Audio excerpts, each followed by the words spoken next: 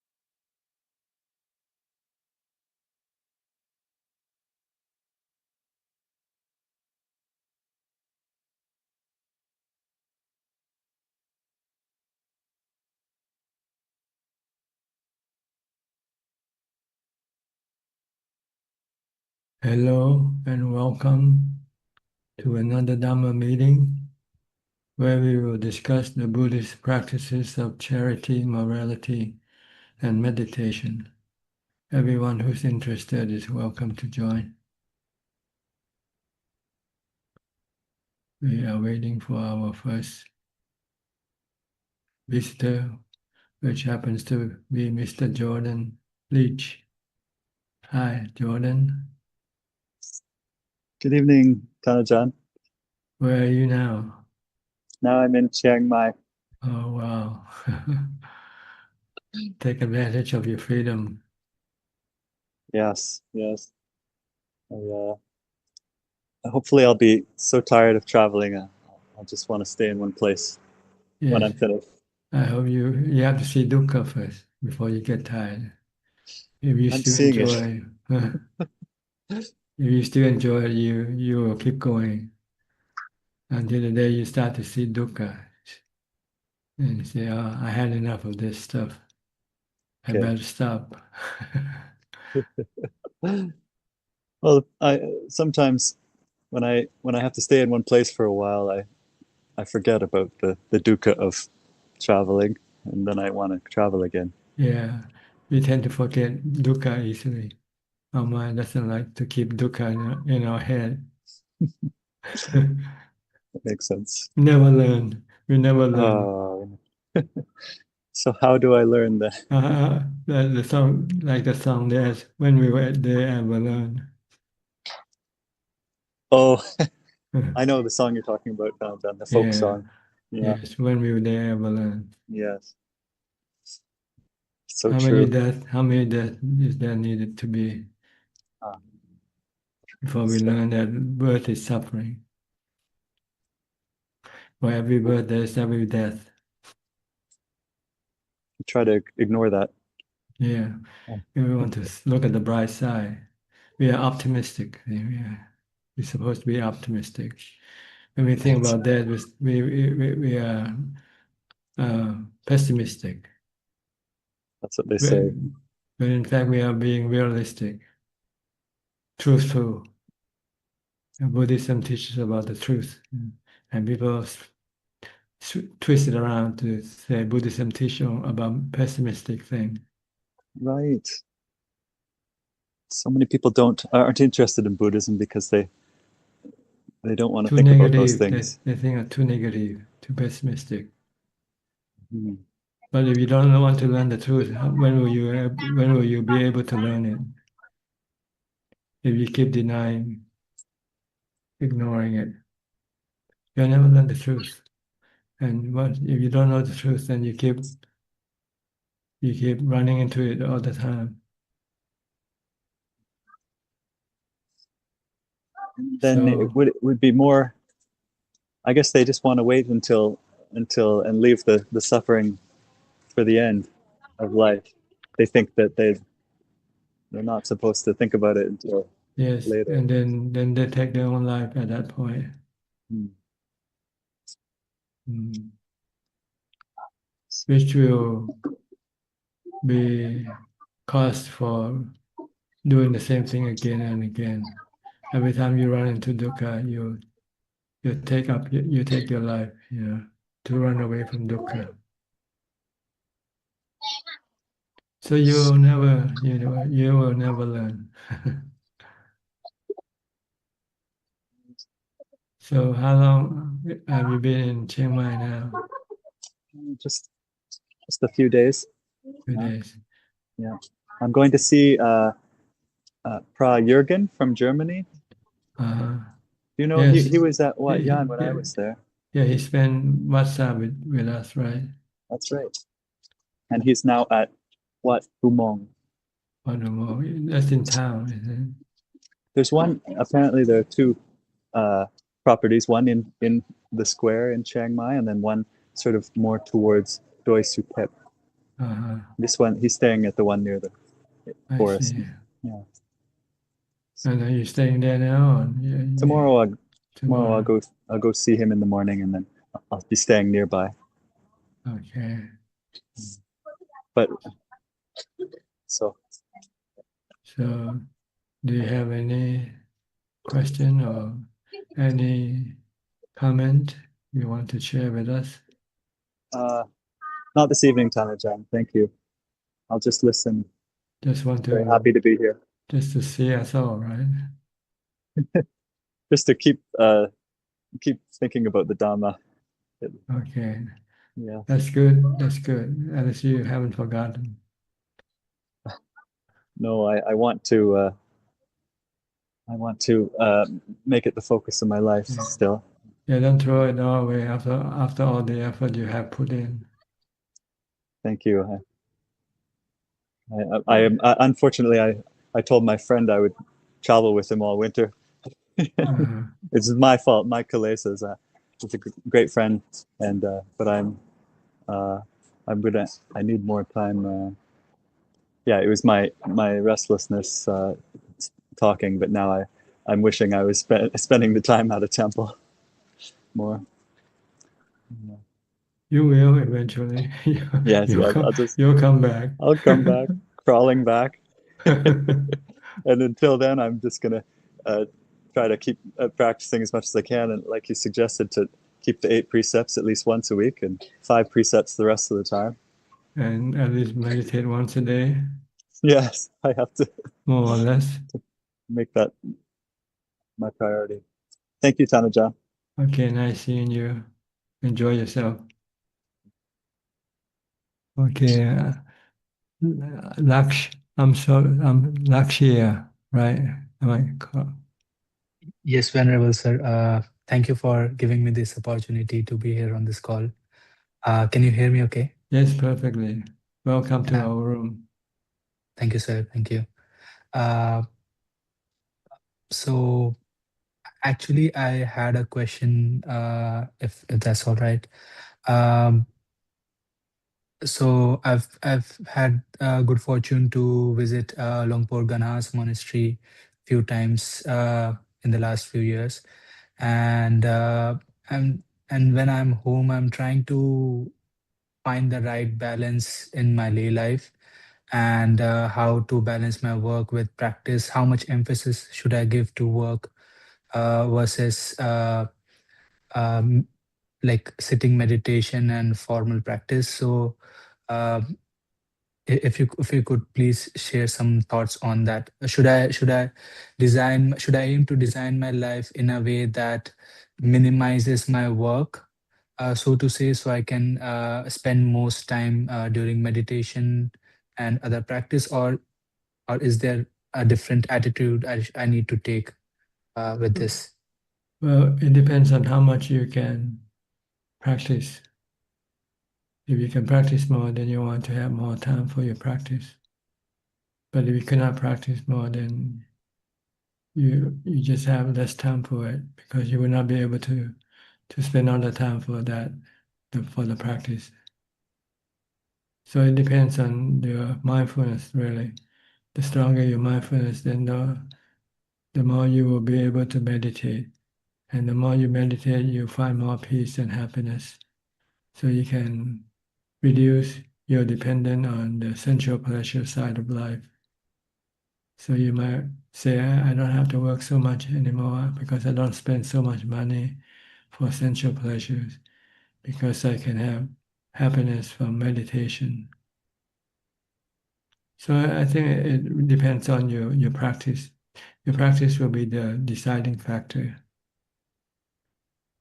If you cannot find happiness from meditation and you just have to rely on sensual pleasures, then you will have to spend money on them. Then you will have to work more. If you can find Yes. happiness or pleasure from meditation, then you don't have to rely on sensual pleasure, or you rely less on sensual pleasure. So you don't have to work more. You can work less because you spend less money on sensual pleasures. So this is what you try to do as much practice as possible.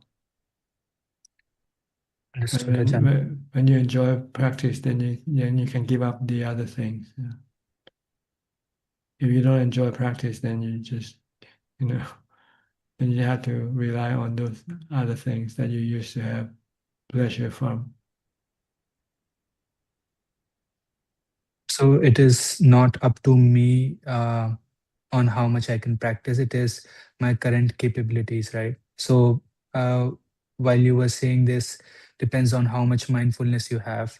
Uh, I was also thinking about like once I meditate, it feels like I cannot immediately meditate for another hour. So it's like I spend some of I don't know my capacity for the day, or I need to take a break. So is that what you're referring to? Well, see, when you practice mindfulness, it doesn't mean you do it only during meditation. You should do it also during the time when you're not meditating. Mindfulness means for you to be focused on what you do to prevent your mind from go thinking about other things. The goal of mindfulness is to reduce your thinking, your thoughts, down as much as possible. So when you're working, you try to focus on your work only. And don't think about other things at the same time.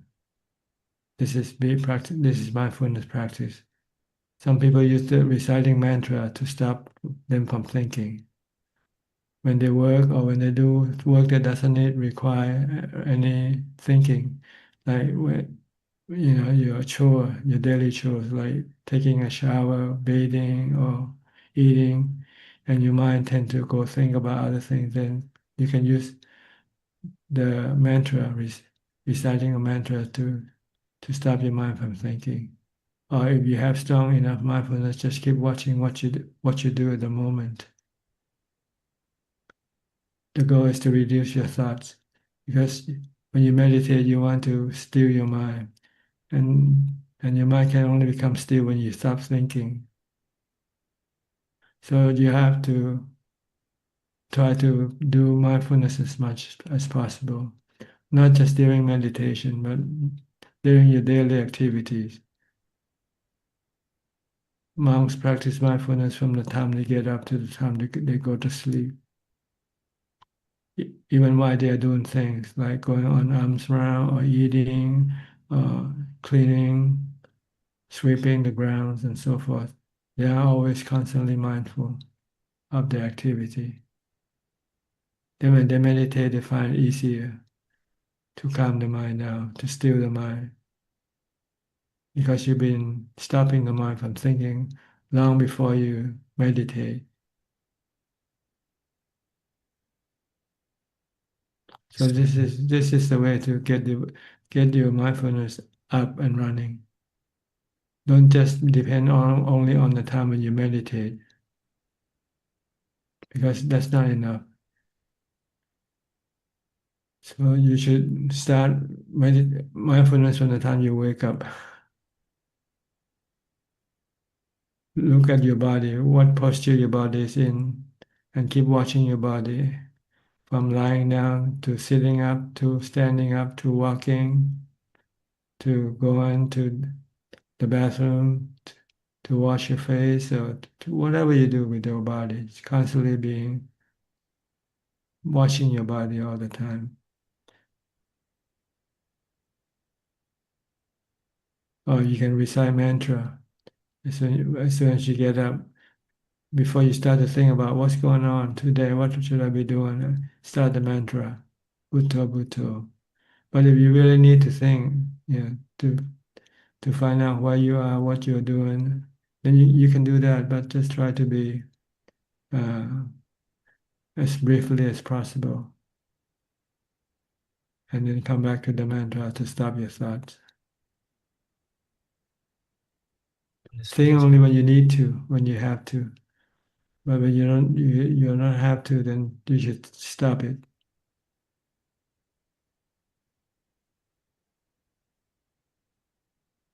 Understood, Ajahn. Where are you from anyway? I forgot to ask you. I'm from India, Ajahn. Uh-huh. But you've been coming to Thailand for a few times, visiting Longpo Kanha. Yes, Ajahn. I see. Did you have a chance to stay with him? Yeah, I've stayed for a few weeks, a few times. So I think around 3 times I've stayed at Longpo's monastery. Okay. Yes. Did you learn something there? Yeah, yeah. It was very good experience, especially keeping 8 precepts. Uh, if you don't mind, Ajahn, I had one more question. If that's all right regarding this. Sure, go ahead. Yeah, so I see myself always going through this cycle. So sometimes when suffering is too much, I think about, okay, now I have to get my act straight, and now I have to practice, and then I try to keep 8 precepts as much as possible, and reduce all sorts of like mobile phone or other sorts of entertainment, and uh, meditate and everything, and it goes really well for a few days, and everything becomes more peaceful. But after that, it's like I go into this opposite cycle, uh, and after a few days, it's like I'm overindulging in everything, and then it's because I'm not realizing suffering in it. And then after it gets too much, again I repeat this cycle again. Especially after coming from Ajahn Gana's monastery, I realized this. I mean, staying there for 3 weeks and practicing, it was like too much. Last time I came to the monastery, I literally felt like I had to get out of the monastery. It was so weird. And then it was like a cycle of overindulgence. So this is very tiring. So is there anything I could do to minimize this, or like uh, to not like swing like a pendulum all the time? It depends on the mindfulness that you have developed. See. During the time, if you keep the 8 precepts and you also develop mindfulness, the stronger the mindfulness, then the harder for your craving to come up. But if you don't have any mindfulness, then your cravings can come up very easily and quickly, and it can then, you know, push you to go back to the old way again. So in keeping the 8 precept, you should also practice mindfulness at the same time. Because my 8 precept is just you just using restraint, and restraint uh, can be come to the point where you can no longer do it. But if you develop mindfulness at the same time, then your mindfulness will be able to contain your cravings, and it will enable you to be able to do or to stay with the 8 precepts and practice meditation. If you just keep the 8 precept alone, it's not sufficient. But if you practice mindfulness during the same period and meditate at the same time, then I think you will be able to go over this cycle. Yes, I've not been doing this at all, Ajahn. Yeah, This you was just keep the important. implicit and Yes, not practicing mindfulness and meditation. yes. I mean meditation, but not like uh, daily mindfulness and being aware of everything I'm doing. Like you just explained, I wasn't doing that at all. Yes, Yeah. try do it next time and meditate and find peace and happiness from meditation. Then you can do more practice even after you leave the monastery. You can continue on with your practice afterwards. Yes, Ajahn. Thank you. Okay. Good luck to you. Thank you. Next, Sarasi from Geneva. Are you still in Geneva?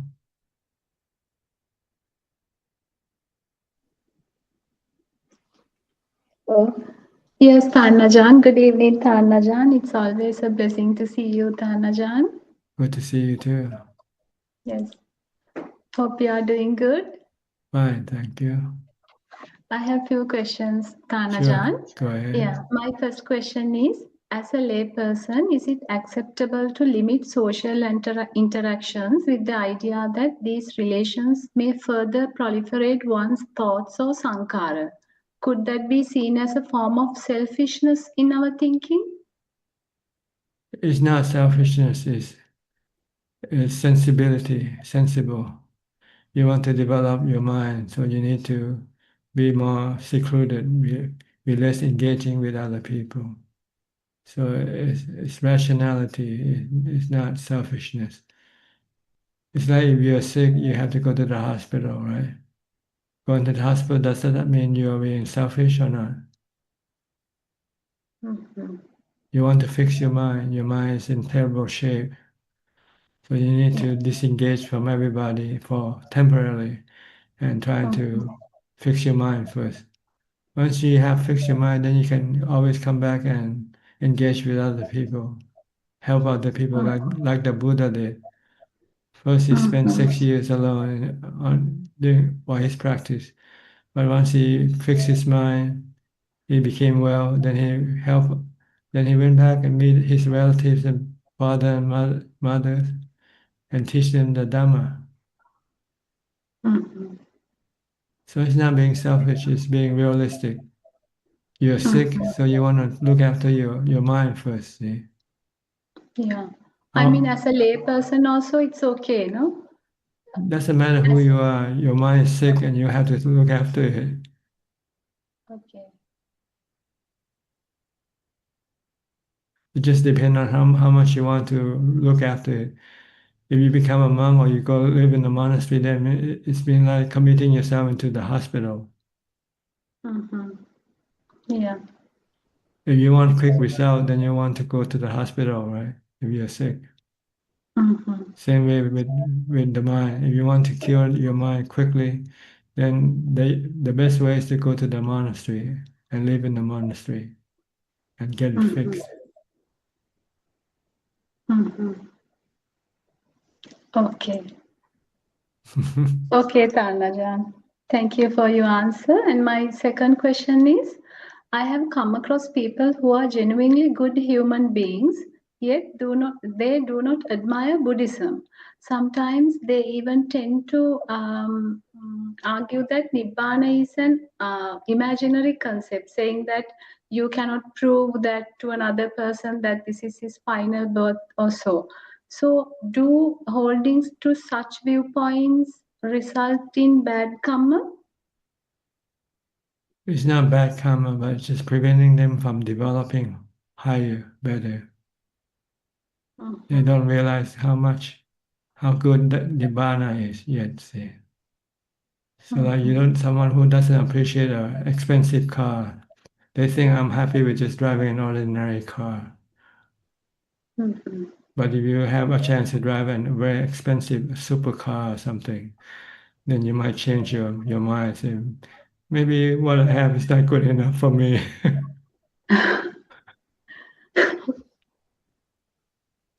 Yes, because it It, cannot be proved like in a laboratory or somewhere. people I have come across people like that, who knows it's an imaginary thing, and things like that. So I wonder if this bring them any bad karma or anything, because they are truly good human beings. They follow 5 precepts and everything. Yes, but that's not enough for them to reach nibbana, or to experience the peace that you get from meditation. See? Mhm. So maybe I don't know. For some people, there might have be there might be something that caused them to suddenly bec becoming calm and peaceful. Then they start to see that there's something more than what they have, better than what they have. Otherwise, they might not Mhm. appreciate the teaching of the Buddha yet. Who knows? One day, maybe they have to get some dukkha first, losing their Mhm. loved ones or something, and Mhm. then this will maybe a wake-up call for them. Like the Mhm. Buddha, like Prince Siddhartha, it took him to see a dead man, a sick man, and an old man before he became, aware that life is suffering. So they might need something like this to kickstart their mind and to practice meditation. Mhm. I think everybody has to experience something like this. For me, when I was young, when schoolboy, I saw a dead person, a Mhm. schoolmate. So Before. that really struck me to start Mhm. thinking about death. And I see death in everybody eventually. Mhm. Okay.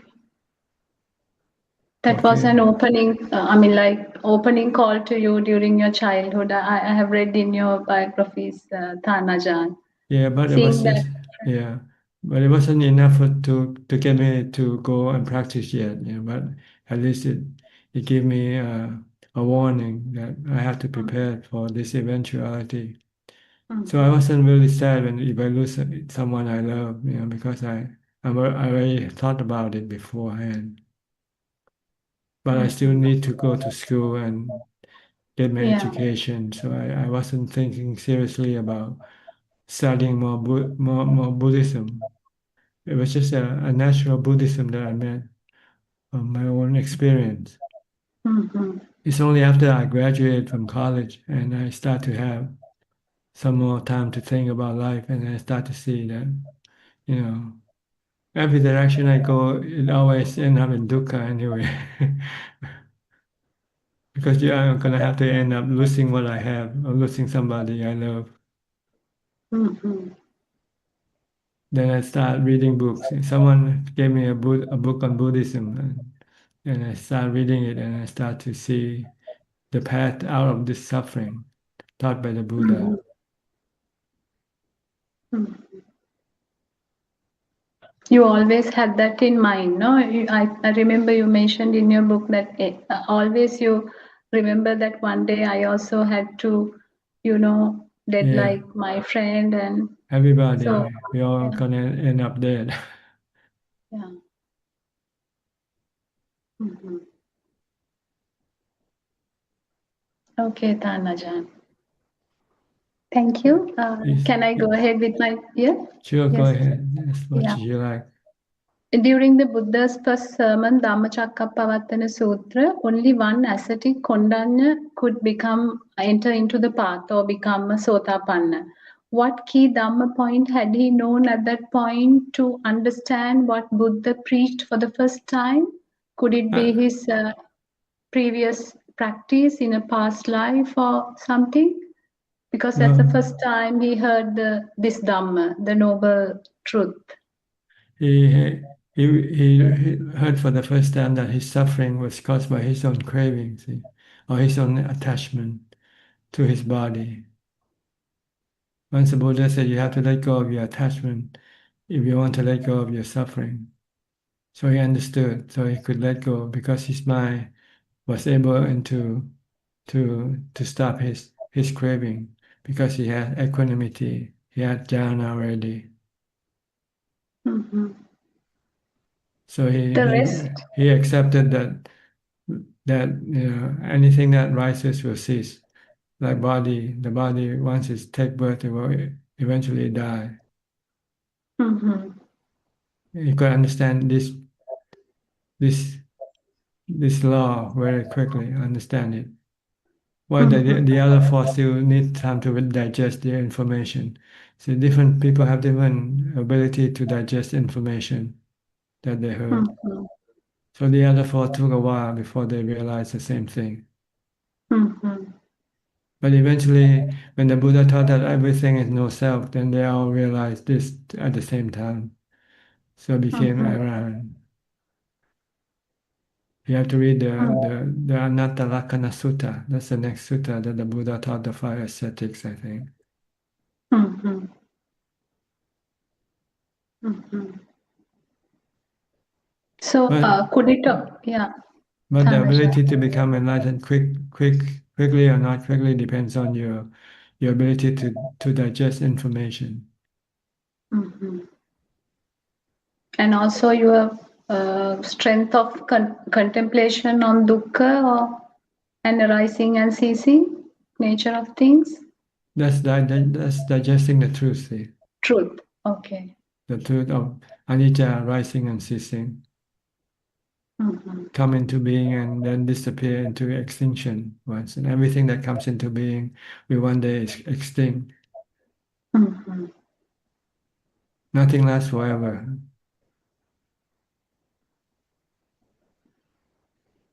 And your dukkha comes from your desire to make things last forever. Mm-hmm.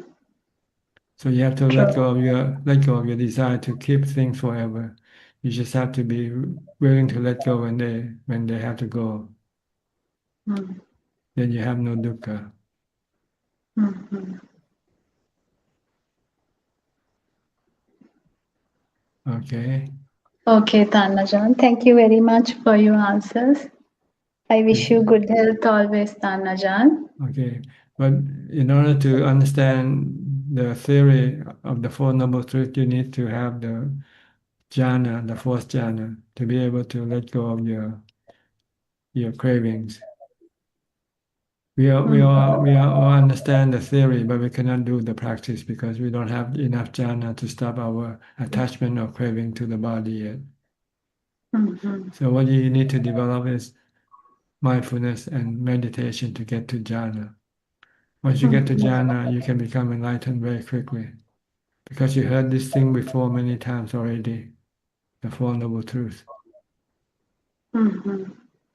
Tanajan, jhana is all ability of developing jhana is also one's previous practice coming from their previous lives. It has, Yes, it can come from your previous life, and if you don't have, then you have to do it in this life. That's in all. this life. Mm-hmm. Some people were lucky; they already had it, like the Buddha. He had jhana already in his past lives. So when he was sitting alone by himself, his mind can go into jhana automatically. Mm-hmm. But he didn't have any wisdom yet during that at that time. Okay. All right. Okay, Tanajan. Okay. Wish you good health. Sadhu, Yeah. sadhu. Wish you jhana. Thank you, Tanajan. Good health is not good. Yes, Jhana is better. jhana is the most difficult thing. Yes, Okay, next, Alvin thank from Kuala Lumpur. So you're back from your vacation or whatever? Yeah, yeah, Tanajan, Namaskar, Tanajan. Yeah, Kalisas. Yeah, Mm. defilements, been traveling and haven't been practicing much. Yeah, Yeah, but New Year holiday. yes, now back to my routine. So getting back to my meditation as well. So hopefully I can get back. Not easily. I'm just struggling to get back to my meditation routine as well. Yes, that's what happened when you stop meditating. You have to come back and start, you know, more, like start over. Maybe not from the start, but start from where you have left off. Yeah, but I think after a while you'll be, after a few weeks you don't do it, then you regress and you have to get back to the daily routine again. Yeah, it's definitely there is regression. Yeah. Yeah. Okay. Yeah. So work hard. Try to Yeah. get back. Yeah. Trying to, but Ajaan, usually I also only have opportunity to practice early in the morning for 45 minutes to 50 minutes. Weekend, usually I don't because I sleep in. Only when weekdays I wake up early to practice. Yeah. Okay. It's up to you to put in the effort. Yeah, I know, Ajaan. I think I have to put in more effort. But at night I try to practice sometimes, but feel very sleepy, very hard to. Yeah, after working the whole day, it's hard to meditate. It's good. Yeah. It's better in the morning. Once you get up, you're refreshed and the mind has rested. So it's easier to calm your mind. But there's another problem there also. You might fall asleep again. Yes. You If can it's fall not asleep. enough sleep, yes. Mm. Yeah, but I still have. I try to do it at night as well. But yeah, it's a real challenge. In the morning, much better, quieter, less noise. I wake up 5 something in the morning where not many people. I mean, nobody has woken up, so I find it more peaceful. Okay, good. I don't have I don't have any question tonight. Okay, And meanwhile, Philip now he's traveling. he's traveling. Yeah, he's on his Okay, departments as well. So he send his regards to you, Manager. okay, thank you. Yeah. Next, we'll go to Gary from Singapore. Hi, Gary. Hello, Ajaan. I'm just here to pay respect. No question. Okay. How about you, Geg from Penang? Ajaan, good evening. I'm paying respect and listening, Ajaan. Thank you for the teaching. Okay, we'll go to the two doctors now from Toronto, Dr. Piao and Dr. Indira. Happy New Year, Happy New Year, Thailand. Ajaan. Thank you. Same to you. So nice to see you because I was sick a little bit, bad cough and cold, so couldn't join. And so happy to be But here. we were listening to. We were listening from Facebook. Yeah. Okay. Now you can join us. You have any comment or any questions? Ajaan, I was listening to Samanthi's sister, and like she had one question about people who are really, really good, but they don't believe in nirvana. So it's very difficult, isn't it, Ajaan, because Ajaan, because I mean it's mostly like a first-person observation. It's a you do-it-yourself project. So unless you do it, somebody else cannot explain what nirvana is, right? So like if it's you have to have the interest. If you don't have the interest. Yes. Because any other, like a lot of people ask this question, why can't you scientifically prove? But in science, you can prove because like you do experiment, it's a third-person observation. But nirvana is first-person observation. Yes, so yes. So it always comes up even from us, people ask. So we always say, do it yourself and see, that's the only way. You jump into the water and you find out whether you can swim or not. That's right, Ajaan. And how good it is to be in the water, but it's hot. Yeah. But mustn't jump into the deep end right away, though. We have to go for the. Well, you have to be smart. To start swimming from the shallow end. Yeah. Technique, that's the most important thing. Like Buddha said, if you take from the ears or horns, you don't get milk, but you have to milk from the others, right? So don't ordain right away. It takes time for you to slowly. Yes, Ajaan. And thank you so much for helping us so much with the right technique and the path. We are so grateful to you. You made it so simple. Yes. Because it's I- simple. Because it's simple. Yeah, I think we make it's complicated. I think it's our own defilements, right? Yeah. Mind. It's very Avisha. Avisha. Yeah, Orange. yeah. So true. One question I have, if you have time, is do you have time, Ajahn? Oh, plenty of time. Okay. When now the reversal process, like say somebody's not meditating for a while, holidays for whatever, but it's only at the beginning, like you have to start restart again. But if you reach a certain amount of peace or jhana or some sort of a bliss, you don't have to start from the very beginning because you can quickly connect right then and there, right? You don't have to, because it's like a plateau. Once you get to that plateau, it's easier to reconnect back. I think the only level that you can come back easily without losing anything is you have to be on the level of the wisdom. Wisdom, I see. Yeah. So Once you have to become a pass the fourth jhana. Sotapanna, yeah, once you become a Sotapanna, no matter what you do, you still become you're still a Sotapanna. That's a irreversible stage, right? There's no. Right, irreversible. But Yeah. with jhana, it depends on your mindfulness. So if you're not maintaining your mindfulness, then you will lose your jhana. Yeah. So the fourth jhana, as when you come out of the fourth jhana, I think that's where the insight really starts seeing things clearly. And the other question I have is, the fourth jhana is equanimity is a critical point for everything. So even the arupa jhanas, it's not emphasized a lot, but in the sutra text they talk about. But the four jhanas is samma samadhi, or 1, 2, 3, 4. But there are arupa jhanas also. So do they really help equanimity? That's the whole idea of the arupa jhana. Some people cannot extend the equanimity or be in equanimity for long get out and have insight. The arupa jhana helps you the stabilize equanimity, because that's what the purpose of arupa jhanas. I don't know about rupa jhana, but once you get to the fourth rupa jhana, it's enough to stop your That's mind, enough. Yeah. stop your cravings.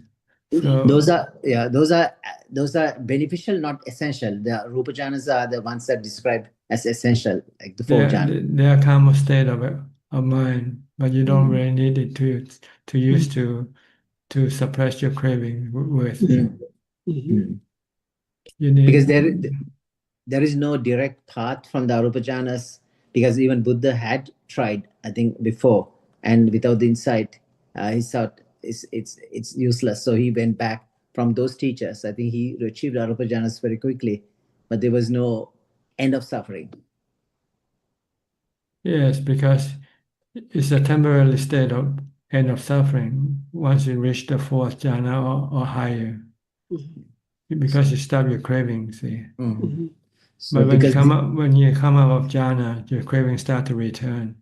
And the only way to get rid of your craving is through wisdom. That's right. So in other words, I mean, technically you can say the fourth jhana, the equanimity is with craving. When it's without craving, it's nibbana. Temporarily.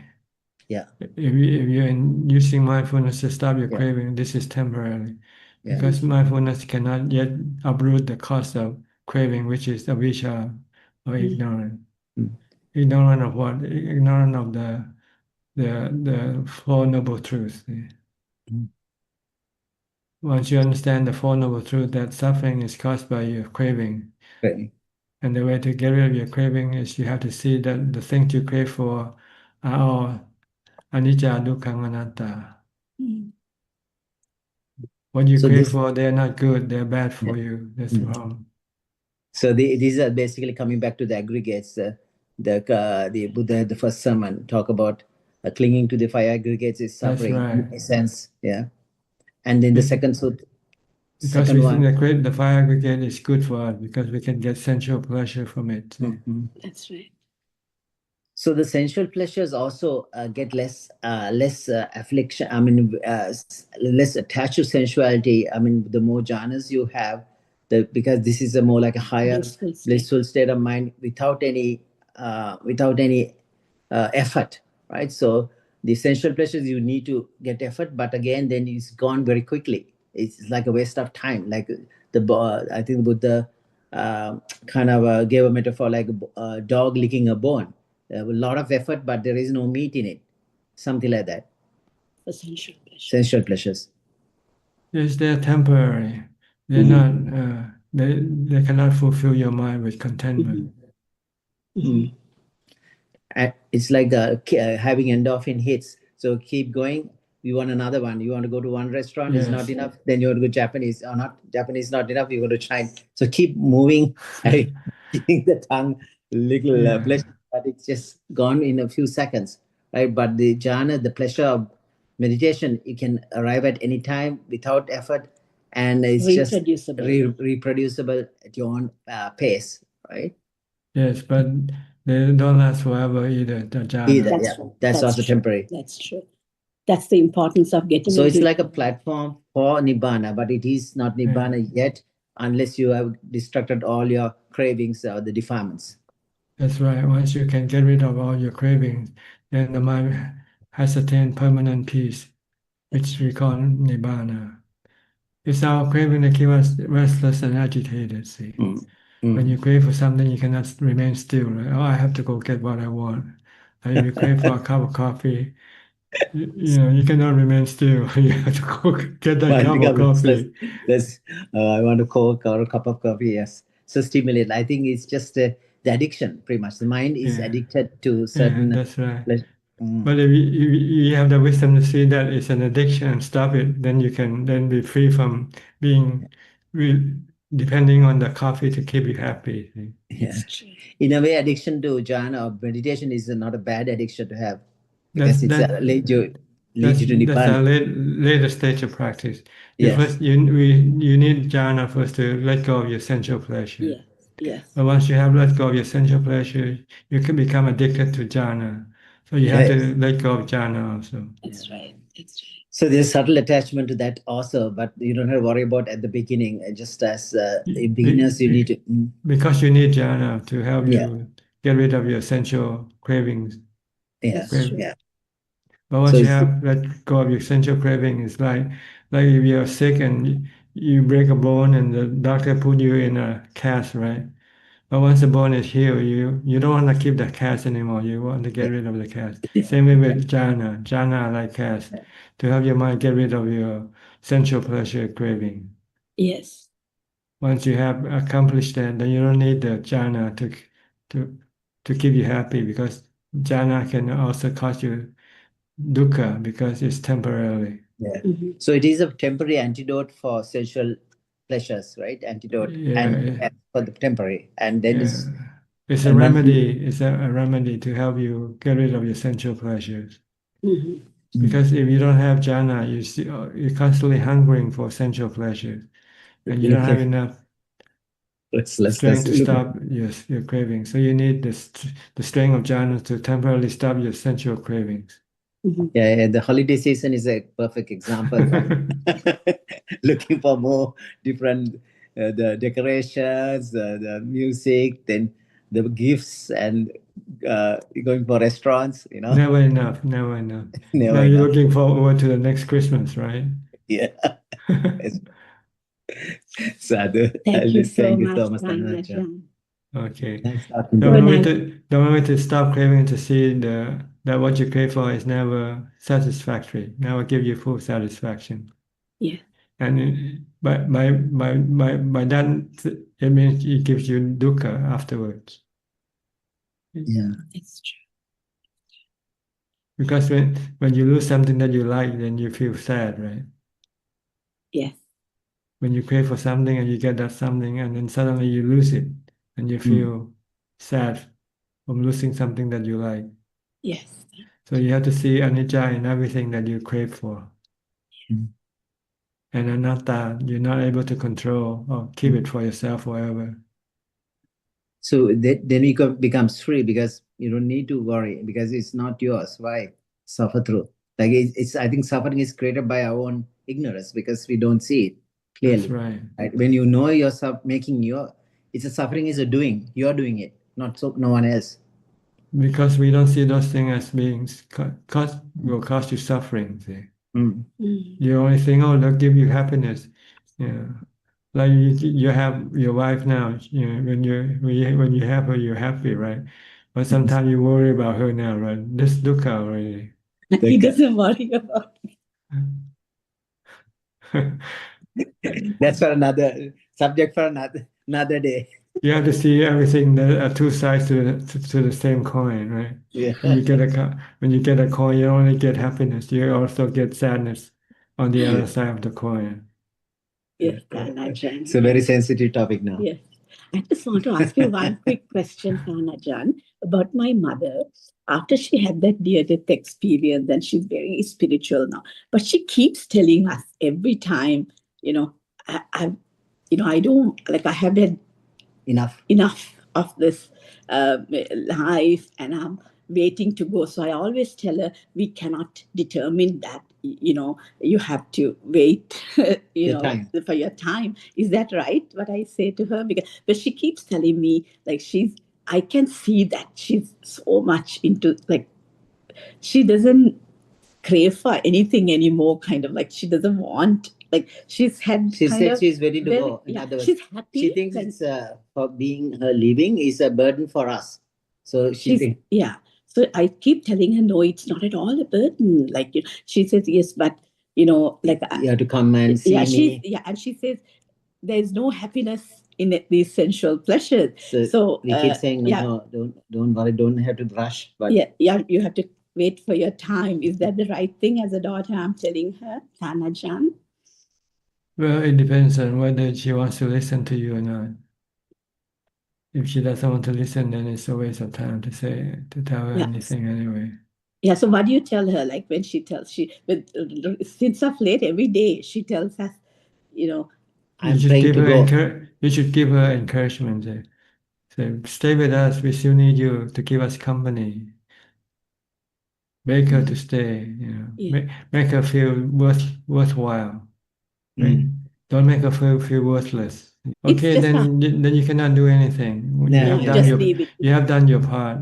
Yeah, exactly. But if she just want to keep thinking like that, it's her own we fault. Can't change it. Yeah, it's her own fault. Yeah. Okay. Like the Buddha, he kept telling Ananda, if I want to stay longer, I could extend my life. He's speaking in a way that to test whether Ananda wants him to stay longer or not. And every time he said this, Ananda never say any word of encouragement to stay.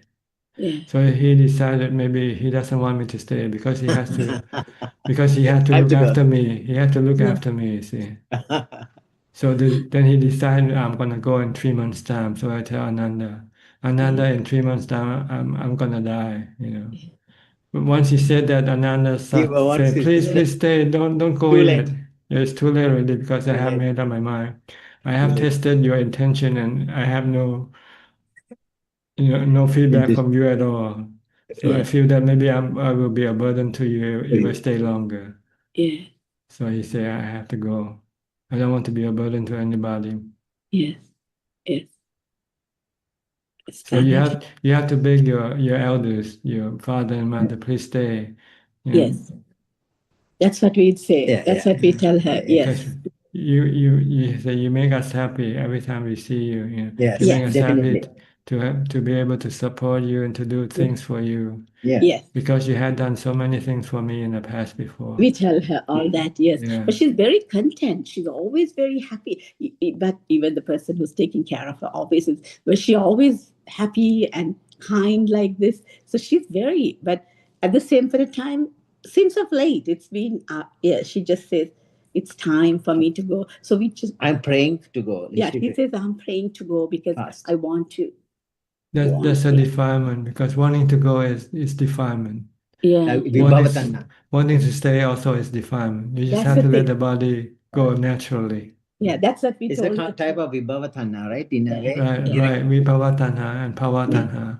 Wanting to live longer is bhavatanha. Yes. Wanting to go earlier than the time, then it's vibhavatanha.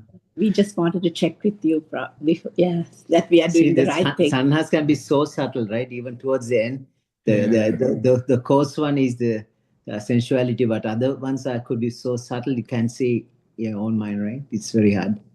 Mm. You just have to let the body go naturally. If it Yeah. wants We to stay, told- let it stay. If it wants to go, let it go. Don't interfere with the process, the body. Yes, we told her that.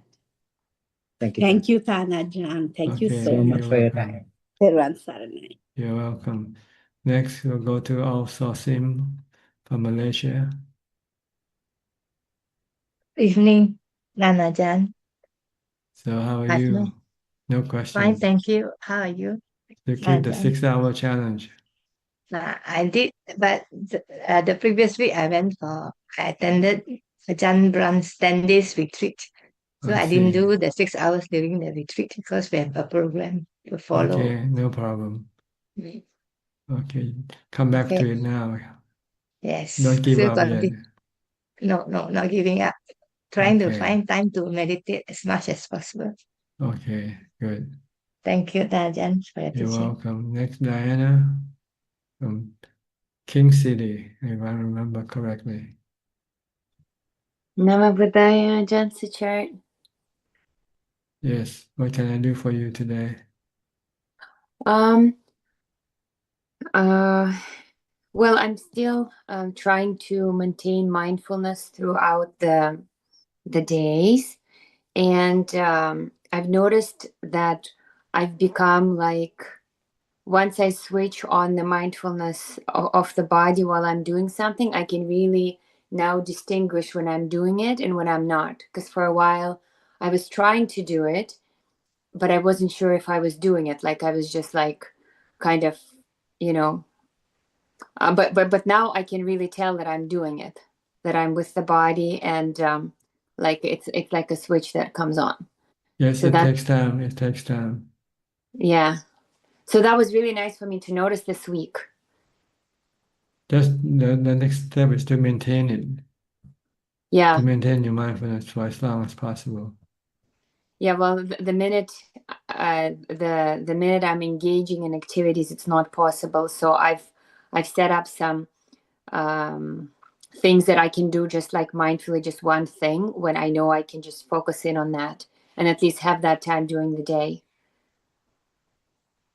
Okay. Like when I'm washing the dishes and when I'm going for a walk, and that's already like 2 times during the day, because the rest of the time, if I'm talking and listening, I find it not. You became involved with what you were engaging with. Say it again. You became involved with whatever you became engaged with. Yes, and then if I try to get back to the mindfulness, I just feel very irritable because I can't do the two things together. They're not. They're competing for attention. Yeah. Yeah. So then I just try to let it go and then just give the attention to like either listening to my daughter or doing the chores that I need to do, and then to just get back to the practice. And I've tried adding like another sit time. I find Yes, it's that's easy. good. The more time you have for sitting, then the more you can be mindful. Yeah, I find it's challenging to sit in the morning because the day begins and like things start running late and then there's just no time for it. So then I find that the sitting it happens usually in the evening, but over the holidays I started doing it in the morning also. So then it really slowed things down. So I'm hoping to just maintain the morning and evenings again. Yes, good. Do as much as possible. It doesn't hurt you to do more meditation. The more, the better. Mm-hmm. And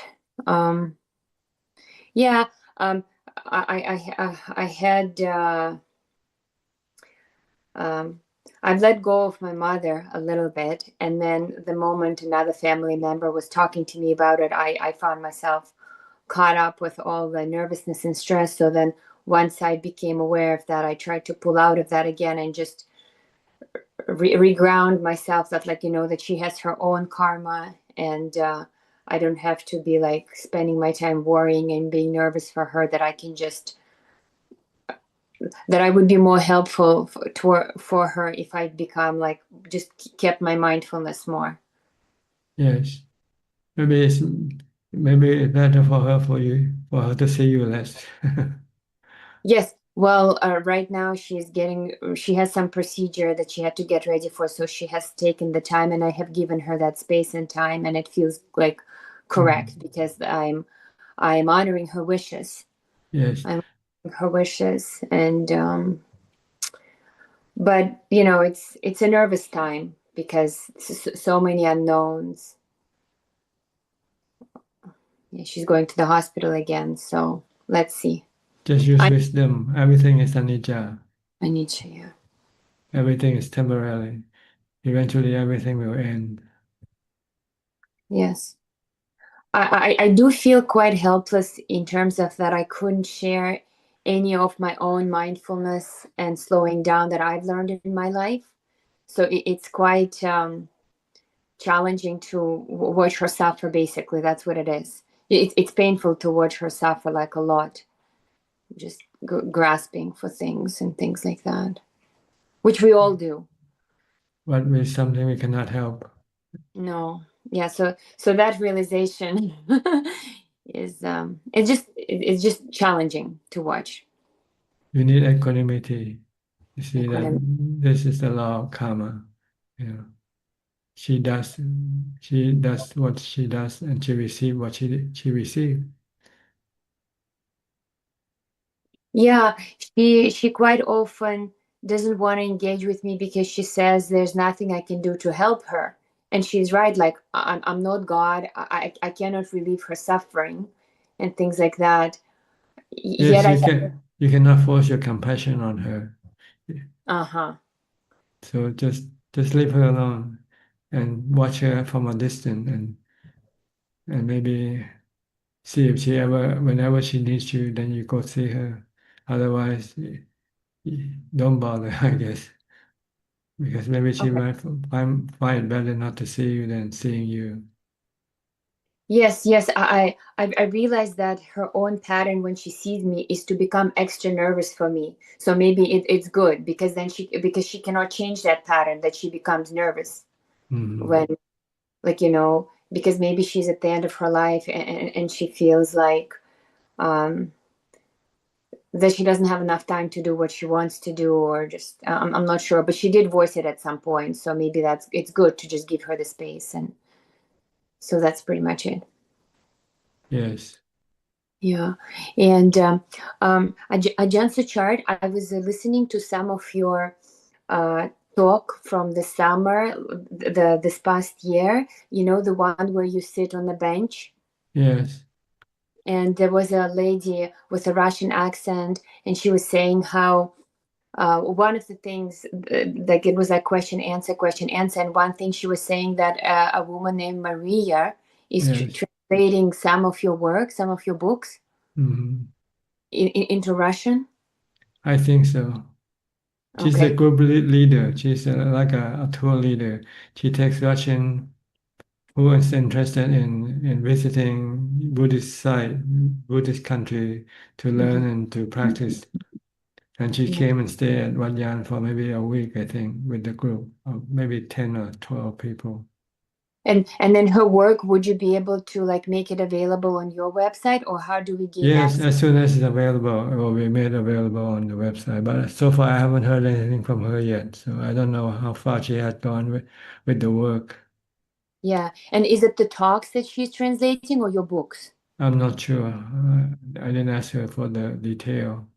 Okay, because I wanted to ask you if I was to translate, like, a part of your question answer into Russian and post it on my page, is that acceptable? Yes, you're free to do so.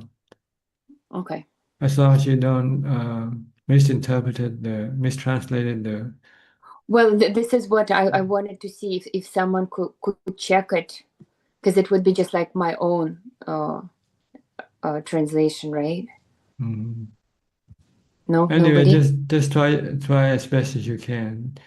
Yeah, because I just wanted to take some of your answers that we do here. if you find it useful, then translate it and Yeah. see what, you know. I don't think you should worry about the accuracy too much, as long Okay. as you translate what you understand. Oh, you know what? Now that I have an idea, maybe I'll do the English write-up and then the Russian write-up so people can go back and forth and double check themselves. I don't know, but it's up to you. Yes, okay, yeah, okay. Because then they can go back to the source, right? The English source. Okay, so that's what I wanted to ask you.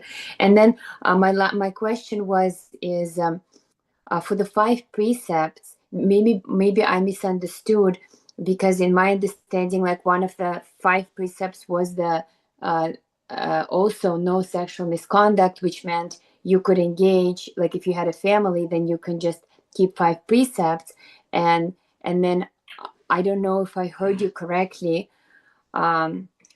because so I just wanted to get clarification for that, because I thought 5 precepts meant that if you weren't keeping celibacy, you were just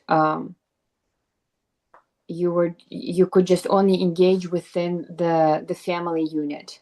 Yes, you should have sex within the marriage. Yeah, within the marriage, but Yeah. not just like whatever, whenever. That's right. That's considered sexual misconduct. Yeah. So the 5 precepts is there to just like protect Protect the the family. protect the family. Protect fidelity. Mm-hmm. Okay, so I just want, because I thought it was sounding like I don't know, right? So I mean that's what I thought it was meaning. Like if people have a one-night stand, this is sexual misconduct according Okay. to the 5 precepts. You Yeah. should have no sexual intercourse with anybody except your spouse, your wife or your husband, Mm-hmm. or your boyfriend or girlfriend. In this case, because nowadays people don't get married anymore; they just live together. Mm-hmm. But be faithful to your partner. That's the point of this Mm-hmm. precept. Mm-hmm. Yes, because my daughter is going to be 9, and then at some point she's going to be 12 and 6. So I just want to make sure that I explain it to her regardless where the culture is going, so she understands like what it is, what the purpose of it all is. Mm-hmm. It's to protect the emotional problem also when if you have infidelity with someone, you make other people, you hurt other people, or hurt yourself also from doing this. Yes. Okay, so this is my last week live before, because next week the classes start for my daughter, so we won't see each other again until March. Well, you won't see me here, but I will be listening to all your guidance. Sure, no problem. Come in whenever you can. Sometimes life takes the yes, I will. You never know what's going to happen in the future anyway. Things might change again. Yes, you're absolutely right, and I've become quite good at embracing it this year, which is really nice, because otherwise sometimes I'm trapped within myself, and be flexible with life. Yeah, don't fix, because sometimes things change without your consent. yes, absolutely. Yes. Okay. Anything else?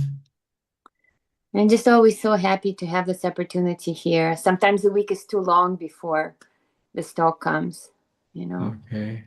but it's an amazing grounding tool, and I should probably. Happy to hear that this room is useful for you. Absolutely. Yes, it's a gem. Okay. All right. Take care. Do you want to say? Okay, could my daughter also Sure, come in. pay respect, please? Come. Just a quick. Yeah, everybody's good. Good morning. Can you hear me? I'm sorry, your connection is interrupted. It freezes. See if we'll come back or not. Can you hear me? Yes. Okay, now. Okay, fine. How are you? I'm good. You don't go to school today? Mm. Not yet, huh? When school start?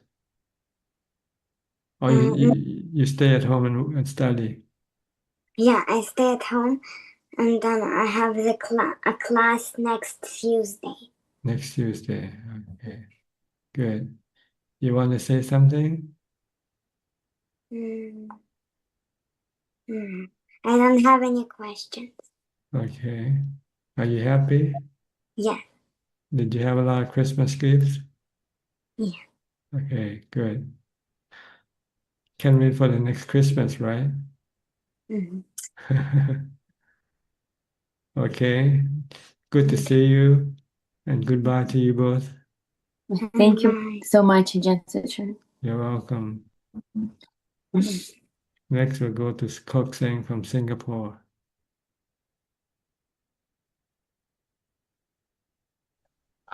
Good evening, Ajaan. Yeah, this evening I have three questions. The first one regarding Dana, a reflection of last week talk about Dana. So, Ajaan, may I check with you? Lord Buddha teaches for the lay people to provide the four basic requisites to the monks, namely food, clothing, shelter, and medicine. So for clothing, you refers to robes, and I have learned from Prajan that for most of the time the monks nowadays they have a lot of robes. So actually, so most monasteries they do not actually need lay people to offer robes, and I therefore have seldom offer or I've not offered robes to any monks at all, except on one occasion. And I'm thinking that that may be my last time I may be offering robes to a monk, and because most of the monks nowadays they do not require any robes. So may I check, Prajan, is this thinking correct? Well, you have to see if you give something to somebody, whether they need it or not. See. So if you give something that they don't need, then they can use what you give them, right? So maybe you have to do a little studying before you give to anybody, give things to anybody. Like Christmas, you buy a present, you have to know what type of person is what type of gift, right? Same thing with monks, you know. So if you think that monks already have plenty of robe, you can look at the robe that they wear. If the robe that they wear looks good, you know, then they probably don't need it. You know. They might need some medicine or something, but then again, medicine are quite specific. So you don't know which type of medicine they might need. Then you might give them money to buy medicine instead, for instance. Yes. Yeah. So so it's more appropriate for us to offer so-called money to the monks instead of the four requisites. Yes. If you feel that giving to the monks can be harmful to the monks, then just give it to the temple instead to maintain the temple. And I think the temple then might look after the monks if they need anything, if they should get sick or something like that. Okay. Yeah. Okay. Just and related to it, for those visiting Kuba Ajans from Thailand, they are visiting Singapore. So sometimes I will offer them medicines like tiger balm, something like tiger balm like this. So may I check with Prajan? So is this an appropriate medicine which the monks from the Kubajan visiting Kubajans they need all these tiger balms in the forest where they are residing? I don't know about other monks, but I don't use them. Oh, I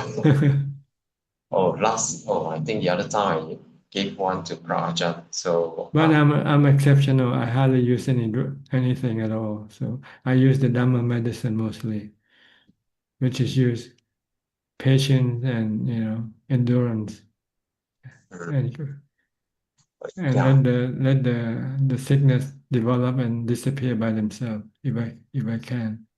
Mm, yeah. Yeah, Prajan, related to that, I heard that I'm not sure whether is it taught by Buddha that another medicine when the monks in the forest, if they are sick, they will just drink their own urine as a That form of. was the standard medicine for monks prescribed by the Buddha, the four requisites of monk. And the medicine is by drinking urine.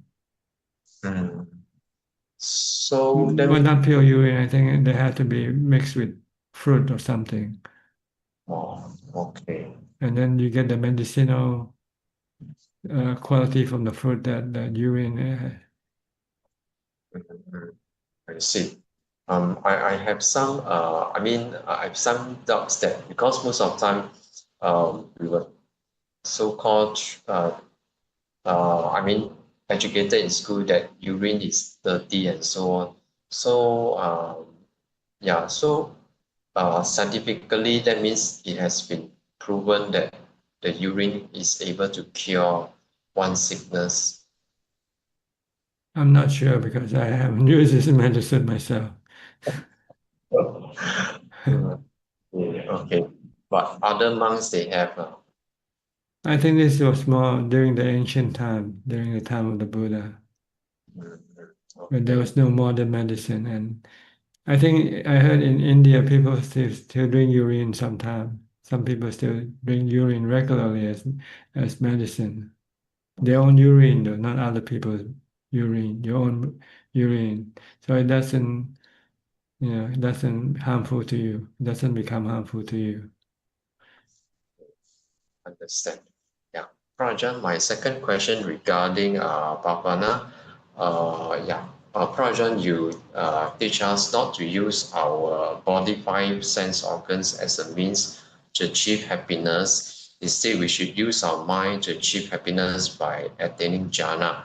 But jhana requires a lot of effort and it's not easy to achieve. So in the process, we need a lot of faith in the Buddha, Dharma, and Sangha. And my question is, how do I reinforce my in the process before achieving jhana? So how do I reinforce my faith in the Buddha, Dharma, and Sangha? Well, you have to do the practice to reinforce it. Once you start to see the benefit from doing it, then your faith in the Buddha will become stronger and stronger. But without the practice, then you will not be able to reinforce your faith. The next step, the closest to it, is to live with somebody who have faith in the Buddha and who have practiced and have achieved some benefit from the practice. And you might then see them as a good example for you. Like going living with some still life enlightened monks, for instance, and see how they live and how they follow the Buddha's teaching. Then you might become more faithful to the Buddha's teaching. Okay. Okay, understand? Okay, understand. Yeah. Then, Prajan, my last question, how do we relate the knowing element, which is one of the six elements, with the mind? So the Same knowing thing. It's the same thing. We just call it differently, that's all. Generally, people call the mind because they don't know the other name. They don't know what the actual scientific name. The scientific name, they are one of the six elements. The knowing element plus the four that composed of that make up the body: the earth element, the fire element, the wind element, and the water element. and the space The element. space element is the one that all this element exists. You need space to have a body to exist, right? Okay. So this is the building block of everything, the whole universe.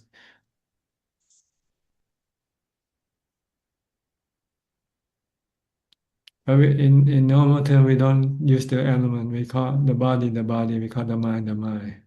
And actually, we are referring to the five elements when we talk about the body and mind. The mind is the knowing element. The body is the four elements of earth, water, fire, and wind element.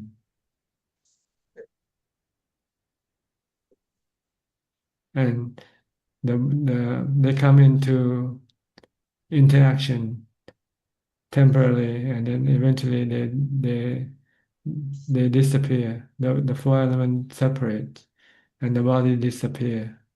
And the fifth element, which is invisible, will then go and become connected with a new four element, new body.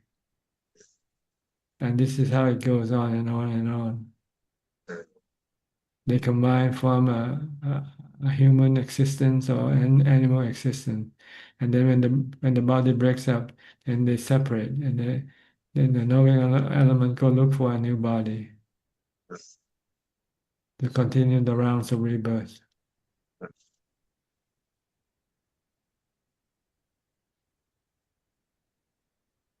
Okay. Okay, thank you, Ajahn. And this element has no self in it. They're just element. Water is just water element. Earth is earth element. No self in this element at all. The self concept comes from the delusion of the knowing element. The knowing element has the ability to think, and it's thinking with delusion, thinking of with the concept of a self. You think that it itself is a self, when it is just an element. It's just like a robot. The thing itself that is a self, but actually it's just a robot, right? Okay. But the robot can think and is programmed to think as a self. That's all. So the knowing element is being programmed by avijja or ignorance to think that it is a self. It can think, it can feel, and so forth. But in fact, it is not a self. It's just an element that has the ability to think, to feel.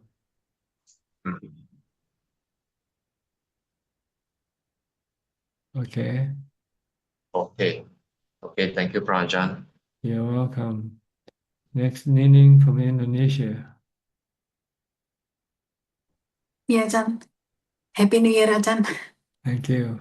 I close 2025 with positive balance, Ajahn. Positive balance. What Yeah. is that? Yeah, like Ajahn said in the Dhammakuti. Oh, you the- mean your what you call your good karma is more than your bad karma. Yeah. How do you It, know? yeah, because through If you the 2025, since I study from Ajahn since 2024, in the year of 2025, I am more mindful happy, and more yeah, happy. and also more mindfulness and more wisdom. Yes, It's less dukkha, less suffering. less dukkha. It's like that. Sometimes I feel that I'm the happiest person, Azan, but I see. Okay. it's so arrogant to say that. But So whenever your body dies, your mind will go to heaven, go to a good state. I don't want to reborn again, Azan. I see. Okay. Have you reached that point yet? Yeah, so I stick to my goal. Okay. Yeah, that's why. But I have my mother that I should take care of, and also my mom said that, Ning, let's go to Pattaya again. Okay, mom. Okay, so I have already managed everything, but only for 3 days Okay. on February 12, 13, and 14. Maybe she And finds it beneficial for her to come. yeah, and I offer my mom, do you want to go to to visit any place. No, just do merit. Just to make merit. Yeah, so I'm happy because my mom also get significant improvement, Ajahn, in the Good. spiritual life. Yeah. That's good. Before my mom want to go here to eat this, and now no, just to do merit. No sensual pleasures. Yeah. Just want to have spiritual happiness. Yeah, that's why I believe this year less I can express my sensual pleasure more. Good. Because my mom who stay with me also press her sensual pleasure, Ajahn. That's good then. Yeah, that's good. That's why I'm very happy. I learned from Ajahn since 2024 and I become more mindful and more wise. Good. More calm. You meditate regularly? Yeah. I never skip my meditation, Ajahn. Good. Like Ajahn said that even we have jhana, but it's not sometimes it's not permanent. It's not permanent achievement. Yes, it's temporary. But Yeah, it's it's better than temporary. nothing. It's better than nothing. Yeah. It's And better than sensual pleasure. yeah, and one day we should let go also our jhana and teach our Yes. mind. You have With, to let go of your body first. yeah, that's what I'm doing. But honestly, I now I don't have any problem, Ajahn, with body. That's why sometimes I do fasting for creating dukkha like that, Ajahn. Good. Good. Yeah. But I haven't tried 9 days. It's the limit of Ajahn practice in the past. That Ajahn limitation is 9 days. Yes. I still do 7 days, not Yes. eating, just drink. Or you can do Yeah. do day after day, one day after another. One day fast, one day eat. Yeah, it's okay. I have no problem with fasting and meditation. That's my hobby, Ajahn. Mm. Yeah, I find happiness in that activity. So Good. I want to thanks to Ajahn for the teaching. I become good person. I believe that I Okay. more get closer to my goal. Yes. Yes, that's all because less time to live and less time to practice. That's why I should be hurry up with Yeah. my You lost goal. 1 year. You lost 1 year already. Yeah. 2025 is gone. Yeah, that's why. Yeah, Ajahn, So the thank you very countdown much. keeps continue. Yeah. Not at New Year's Day. The countdown of life continues without stopping. Yeah. Thank you, Ajahn. Okay. Thank you very much. Stay Ajahn. alert, stay mindful. Yeah. Keep reminding yourself life is getting shorter and shorter. Yeah. Yeah. I know. Thank you, Ajahn. So you cannot be complacent. You have to be putting in the effort as much as possible. Yeah, I stick to my aditana, my wirya effort, and that's Yeah, why give you me can't take. yeah, my Okay. kanti. Okay. All Thank you, right. Ajahn. Okay. Next, we'll go to Steph now. Hi, Steph. How's everybody now after Christmas? Good. I'm Everybody happy it's over. happy? It was Happy too too. overstimulating. It's overstimulating. Mhm. I wanted to tell you a meditation experience I had. I was listening to a Dharma talk, and Aya Santasukha was talking about it. Ajahn talking about in jhana, the body can feel like really big, like. And I was remembering when I was a child, I would get into these really calm states and I would just feel like my body was like huge.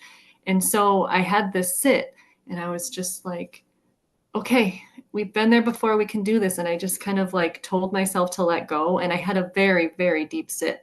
And I've been feeling very peaceful since then. I don't know if I I feel like it is, Jana, because I feel just so much peace, and I feel like I like found it again, almost like it had been there, and I'm finding it again. So, yeah.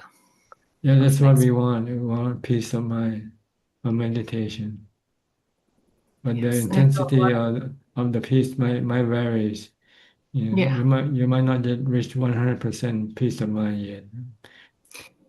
If you had, you will probably feel very surprised, I guess very that's the different. word. Yeah, very different. Yes, I just feel a lot of peace, and I feel that's good. I don't want to You're stimulate my moving in mind. the right direction. You're moving in the right direction. But Okay, you haven't okay. yet reached the wow experience yet. Wow. It hasn't knocked me out of the sense pleasures completely. Yeah. But it's Yeah. good. It's good. You're going in the right direction as your mind become more peaceful and calm. It Yeah, means and I feel a lot of equanimity about a lot. Like, everything. You can leave yeah. things alone, Yes, not exactly. reacting. Yeah, I pick it up. that's right. That's good. Yeah. You have to maintain it though. Don't stop meditating because Yes. once you stop meditating, you can lose it gradually. Well, So it feels so good. once you Keep it have up. once you have established something or developed something, try to protect it, try to maintain it. Yes, yes, that's how I feel. Yes, by putting in the effort. Yeah. More, not less. The more, the I better.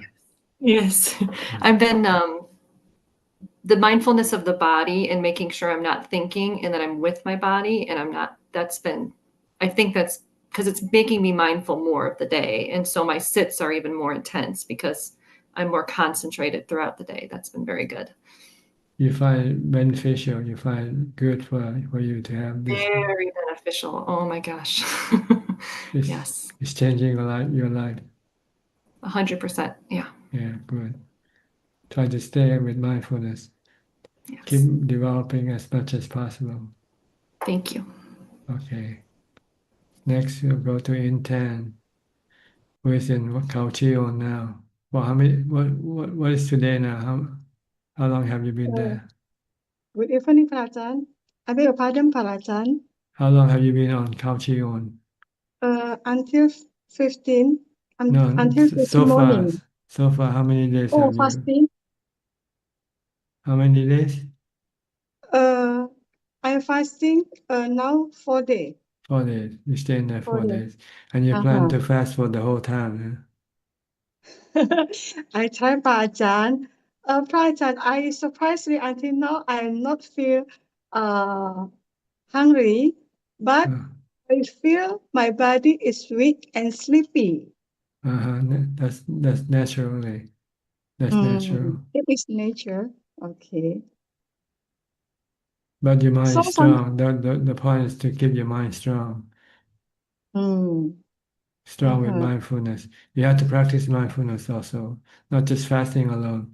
Fasting alone doesn't bring you any mental benefit. It just helps you to push you to practice harder, more. So you need to keep practicing meditation and mindfulness. Yes. Sometimes I feel when I working meditation for 1 hour or 2 hours, my body is very weak. So mostly I sitting meditation. That's all right, as long as you don't go to sleep. Mm. Sleep only about 4 or 5 hours a day should be enough for you. But If now I you, can do that, Prajan. yes, if you should sleep more, then it's your defilement. Okay. So don't allow yourself to have. Sometimes your defilement say, "I'm fasting, so I have no strength, so I should sleep."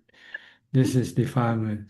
Okay, understand, Prajan. If you have the 4 or 5 hours sleep already, then it means it's good enough for the body too. Okay. So you have to practice a lot of mindfulness and meditation. Sitting, walking, or Yes. you can read Dhamma books if you like. From now, I will make a note. How long that I sleep? You don't know how long you sleep? I'm not count So from today, I will write it. Yeah, try to sleep less. Sometimes you want to run away from your hunger by going to sleep. Yeah. You should use jhana instead to deal with your hunger. Not sleeping. You should use meditation to deal with your hunger.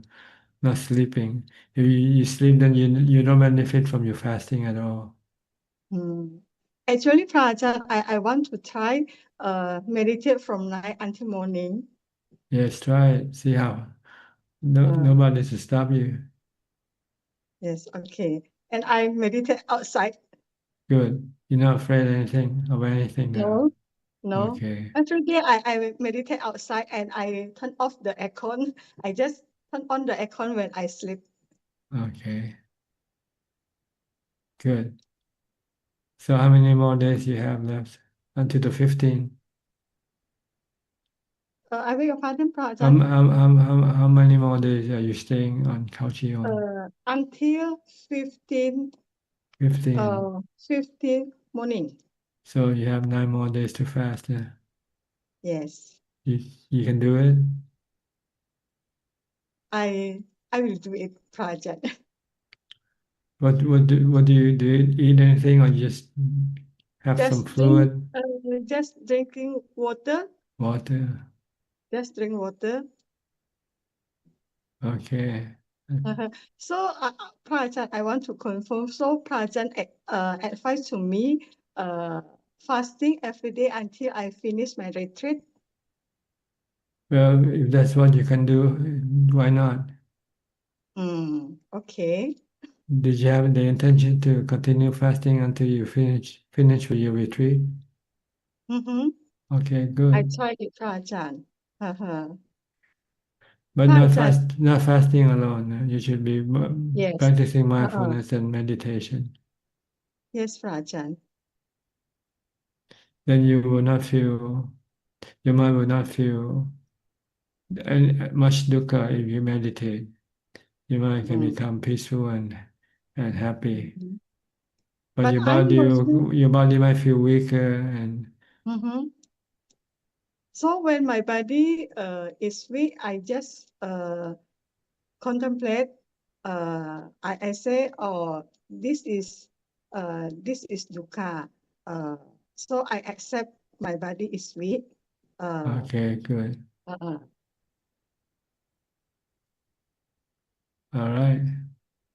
Yes. Keep on fasting then. Yes, and tonight I try to meditate from night until morning. I want to Okay. see can I do that or not. All right. Okay. Good luck to you. Yes, thank you, Prajan. Prajan, in front of my house, the Thai lady is very, very kind. Every day, she hear that I cough, so today she give me medicine. I This one. see. She worries about your health. Yeah. No. She showed to me when yesterday she taught in Thai. So I said I don't understand. So today when he heard that I cough, she showed the medicine. He want to see. So I say no need. I come to your house. Okay. Old lady. All right. Mm-hmm. Try not to talk to her though. Don't have any conversation.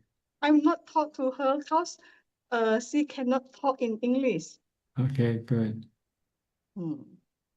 Try to stay alone. Okay. Yes, Prajan. All right. Okay. Good luck to you. Thank you, Prajan. Next week you can tell us how you're doing. Yes. Okay. Next we'll go to Lynn. Are you back in Indonesia now, or are you still in Australia? Good evening, Ajaan. Yes, I'm back home in Indonesia. Yes. So what you do? The time zone in here is more friendly, so I can focus more. When I was in Australia, the time was 12 a.m. Midnight. Yeah. It's Yes. harder. So yeah, but that's dukkha, right? Then we need to practice. Mm. Yeah. But when coming back here, it's easier. It's a 1 hour apart. Mm. Yeah. I thought we thought we were on the same time zone. What time is it in Indonesia now? It's close. It's 9:40. Yeah, it's the same as here. Oh, okay, okay. Yeah, it's 9:38, 9:40. Oh, okay. So it's the same. Same time zone, I think. Okay. Yeah. So, listening to what Intan has mentioned, it is amazing to have such a great determination and will. Yes, you need to have this determination if you want to achieve something big. It's very encouraging. Yes, it's good to put in the effort if you can, because this will move your practice forward. See, if you keep practicing at the same level, you're not going forward, but you're just maintaining what you have achieved so far. If you want to move forward, then you have to increase your effort, increase your practice. So which means we need to get out of our comfort zone. Yes, you need something to stimulate or to boost your practice, like no pain, no gain, right? You need some kind of pain to push you to do more practice in order to cope with the pain that you have increased. So you have to increase the level of discomfort to push you to do more practice. By listening to what she has mentioned, I feel like I'm a preschooler. Well, try 3 days first, try it. Then gradually move to 5 days or 7 days or whatever. Yeah. You don't have to fast all this many days. You can continue fasting. They are alternating with one day eating and 1 day fasting. That was what I did before. At 7 days, that's not easy. Yeah. Yeah. Okay. You have Okay. any question? No, I don't have any question for tonight. Thank you so much, Tanajan. Thank you. Okay, you're welcome. Next, Rohini from the UK. How are you? Good evening, Ajahn. I'm okay, thank you. I Any don't have practice? I don't have any questions today, so I just want to pay my respect. You're peaceful and calm and happy? Yes, I'm very happy. I'm very happy, except only worry is not getting jhana yet. Since I met Ajahn and Ajah's teaching, my worries about other people's and other people's activities completely disappears. I don't have any worries about them or because of them.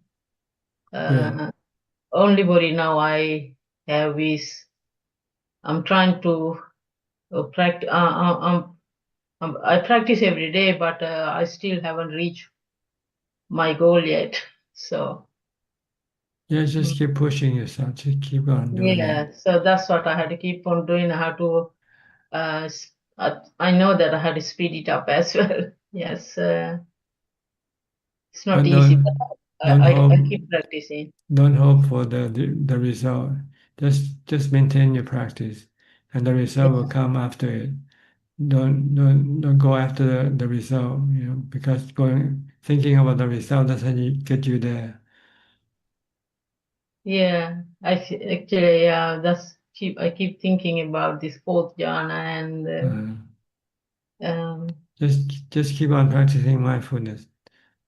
Try to maintain it, to make it constant, to make it continuing. continuous mindfulness. Yes. Then when you see That really helped. That really helped to avoid. I understand now. Continuous mindfulness is It's It's really very helping important. to Yes, focus. very Yeah, important. yeah, very important as well. Yeah, It can prevent your mind from being distracted by thinking, your yeah, defilement. wondering. Yes.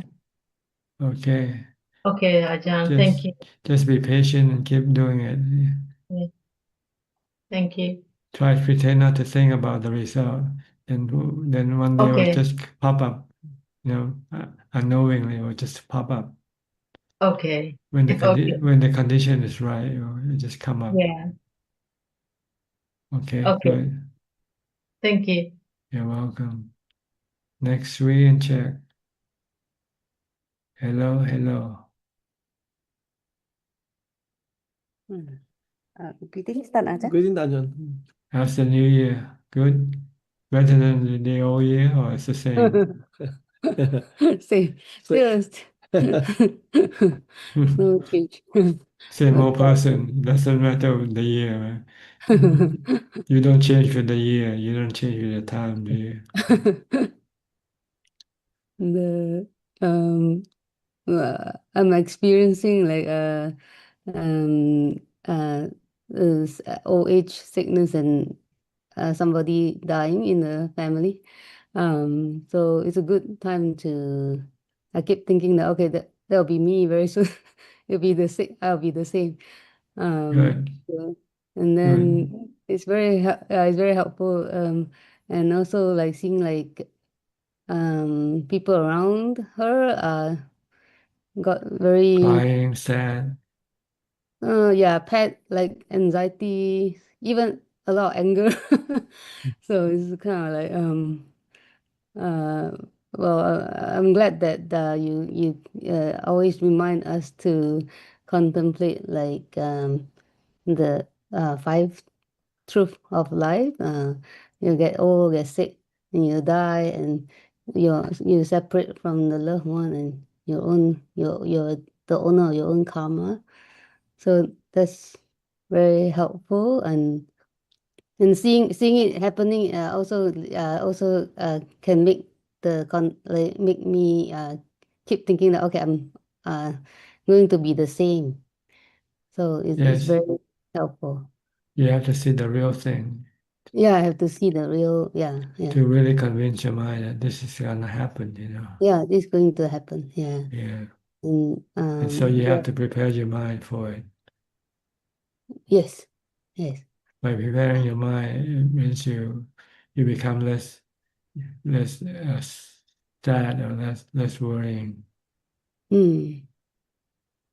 I'm just wondering, Tan Ajahn, the Buddha said that like when you take care of a sick person, it's like you're taking care of the Buddha. So Yes. meaning you're committing a good karma, right? Yes. But what if people like when they take care of somebody, they are they're not happy, they're full of anger. So that's like committing bad karma or mixed karma. What do you mean by getting angry from having to taking care of other people? Yeah, like they because you were saying that when It when means you they have commit aversion. See, they have aversion. They don't do it willingly. They're yeah, not happy not, doing it. yeah, You yeah. should be happy doing it. You should do it willingly. So that's not a good karma. Is it not? They're not committing good karma, right? Or is it mixed karma? You can say probably mixed because at least you do it half-heartedly. Oh. You don't do it fully. Yeah, yeah. If you do it, if you do it and you feel happy, then that Yeah. means you're doing it wholeheartedly. Yeah, because you always say that when we do good karma, we have a happiness inside, right? But Yes. yeah, but sometimes I see like when people are taking care, they get very angry. They get so frustrated, get angry. So I was thinking like, oh, like is it a good karma or a bad karma? Or maybe like you said, both because it's half-hearted. I Yes. guess yeah. They didn't abandon, but like they do it with a lot of anger. Yeah. So yeah. I was just wondering, like, what kind of karma is that? I guess. Yeah, because basically, if you do something good, you should feel good from doing it. Hmm. But if you feel it's just a burden, then you don't feel good. It's like when we donate money, but we don't feel happy about the donating the money, or we feel regret or something like that. Like then it's not really a good dana. Then right? It's not really a good karma. Not really committing a good karma. Yeah, Right? because you don't give it willingly. You give because you're forced to give. Mm.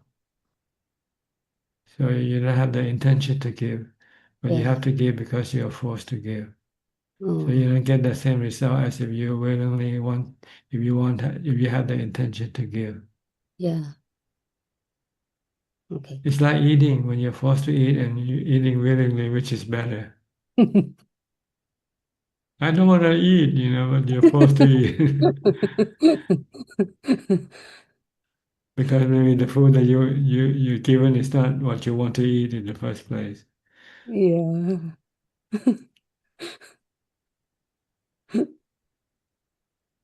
So if you want to gain the benefit of giving, you have to have the intention. You have to be willing to give.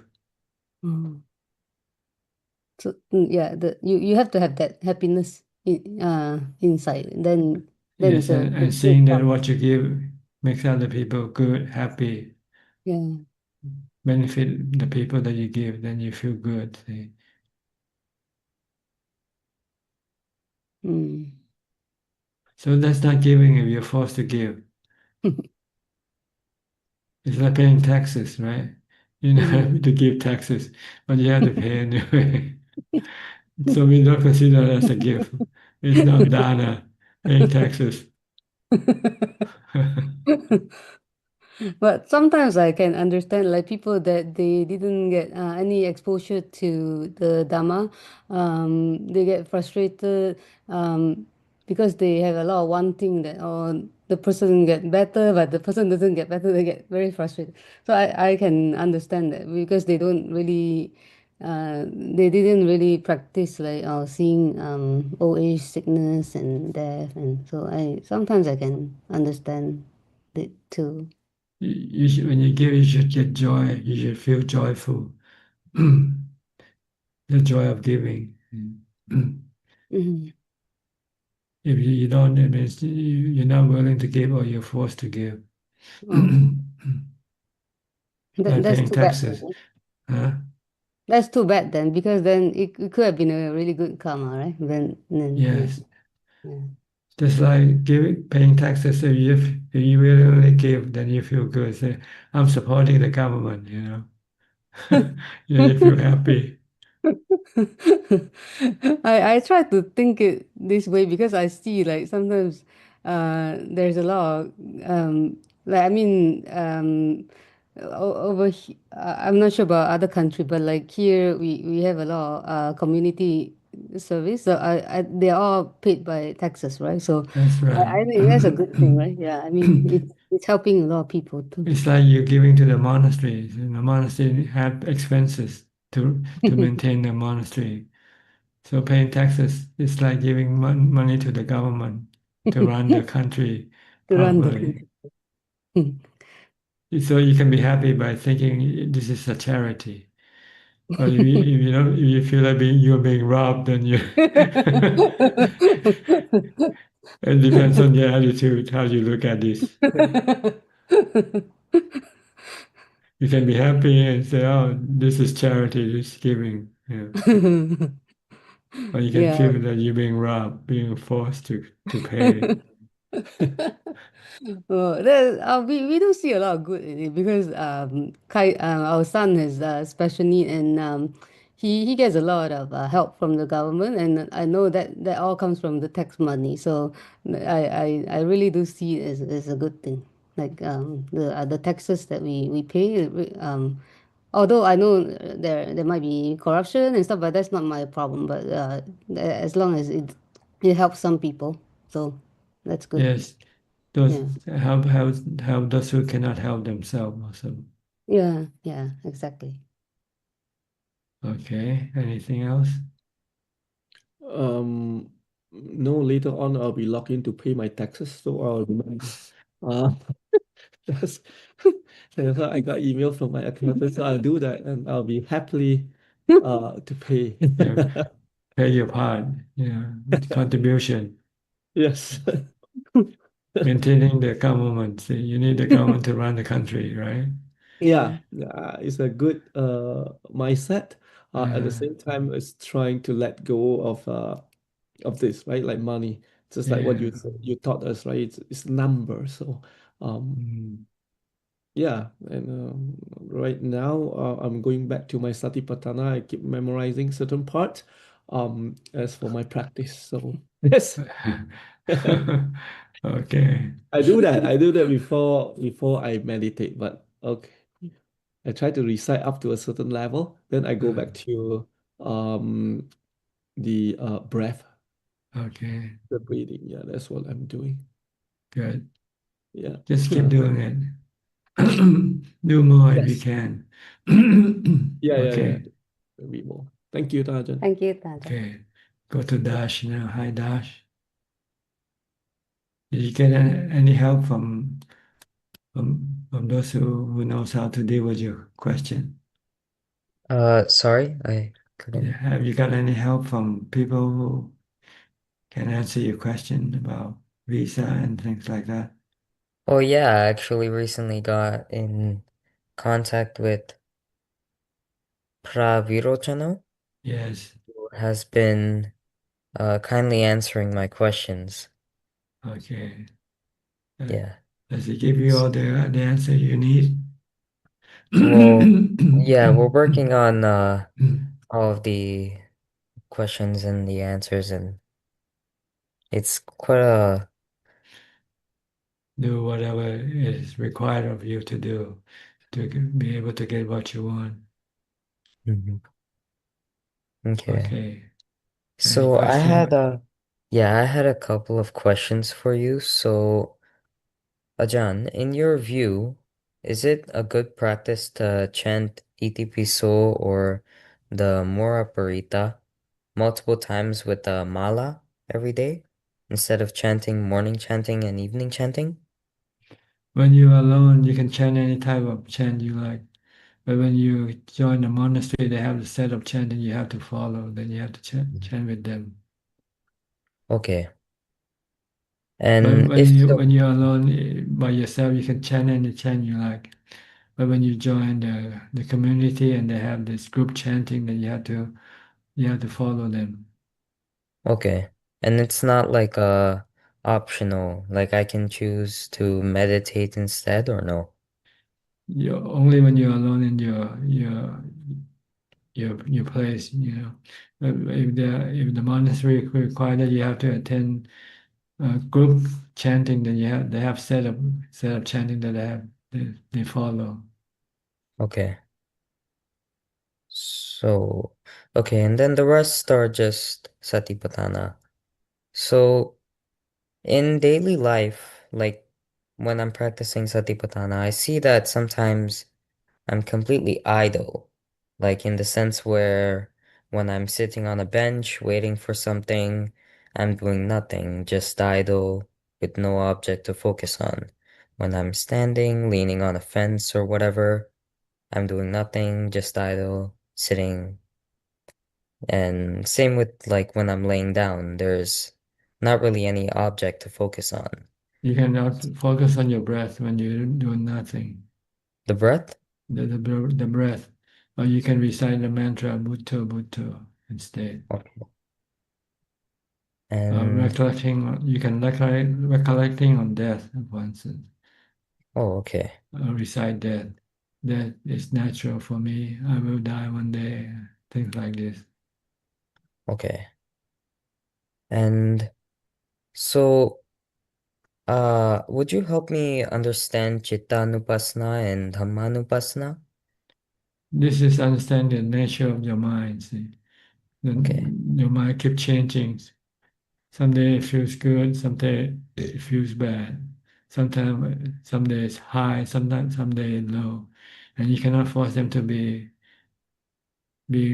what you want them to be all the time.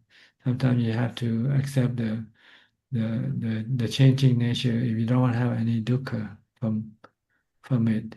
It's just like the body. The body also change. Okay. Like the feeling also change. The mind also change. And the Dhamma, this really means for you to to to to take stock of what you have in yourself. Do you understand the Four Noble Truths? Do you have the Eightfold Path?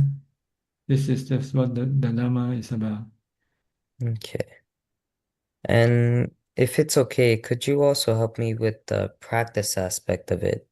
How do you practice You don't Dhamma? you don't need to do any contemplation on the Dhamma aspect because you're actually practicing it. When you're practicing mindfulness already, you are practicing the Dhamma. Okay. But just on when you want to take stock of the Dhamma that you have, then you might think about, you might investigate and say, do I have enough mindfulness? Do I have jhana already? Do I have wisdom already? If you don't, then you should have work hard at it, work more on it to get what you don't have yet. Okay. And then for Chitta Nupassana, how? That's the mind. The mind Yeah. can feel high today and it can be low tomorrow. It can be depressed, it can be happy, it can be sad. Because So, you just have to understand the nature and don't try to change it. Just try to accommodate it, just like you accommodate the feelings.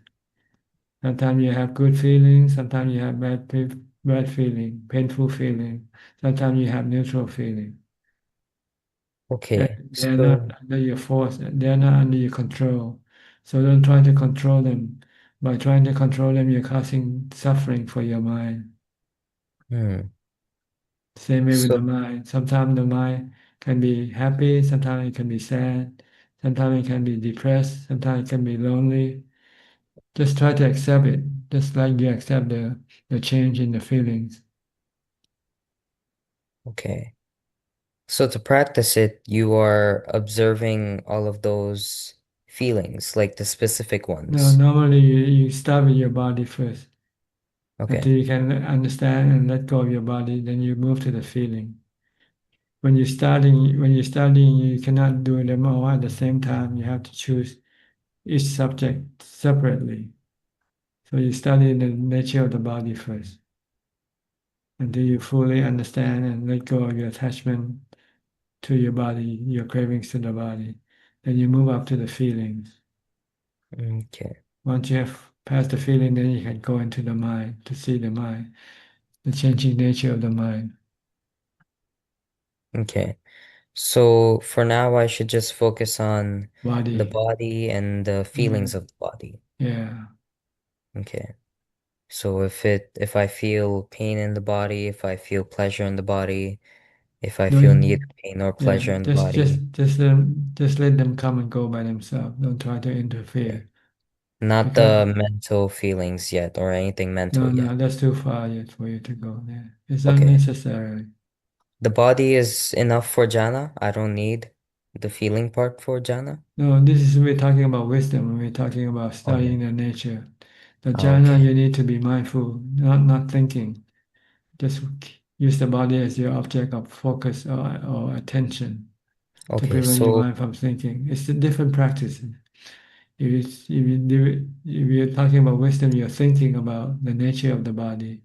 But if you're developing jhana, you don't think about anything. You just want to tie your mind to the body to keep it from thinking about other things.